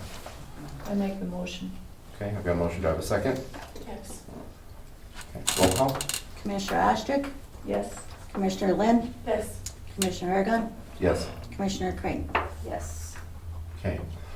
Item 11, proposed resolutions and actions. Item A, the following action items are slated for review and approval. We'll start with number 1084. Action is a resolution to appoint new Board of Commissioner members. And you are appointed as chair. We have not appointed vice chair. Do you want to table that? Yeah, let's table the vice chair, and do we need to table this resolution altogether until we get that? I think yes, we need to Okay. table complete until the entire resolution is. I'd like to have the whole board here for that Yeah. appointment of a co-chair. You and I will talk offline. I'm not sure she will be able to. Okay, So there's some serious. we'll talk about that offline. Yeah. Okay, so if I can get a motion to table number 1084. Motion. Second, I second. roll call? Commissioner Lynn, Yes. Commissioner Ostrich, Yes. Commissioner Aragon, Yes. Commissioner Crane. Yes. Okay. Item number 1085, resolution of new CD to set to expire 3/14/25. Was that the one that we did? That is the one that we just Okay. talked about. So and yes. we're okay So on we're that one? okay on that. Okay, yes, sir. Okay, item 1086, resolution to approve and adopt fiscal year 26 budget. We've We have tabled must that, table so until, we've already taken action on that one. yes. Okay. Item 12, commissioners' comments. I'll just go around the room. I have one more question. Okay, we'll Do start. we have liability insurance as board members? Yes, you have E&O, we have error and omission, E&O. Yes, all of you fall under the E&O policy, and I as ED fall under that policy. So yes, you have liability protection. Okay, Good question, yes. I have that on my questions. And we will re-up, in May, that liability policy. So that's in the works already. Any others? Nope. Nothing? Miss Cindy? I was looking at my notes, I think. Just we all know we're here because of an extraordinary change.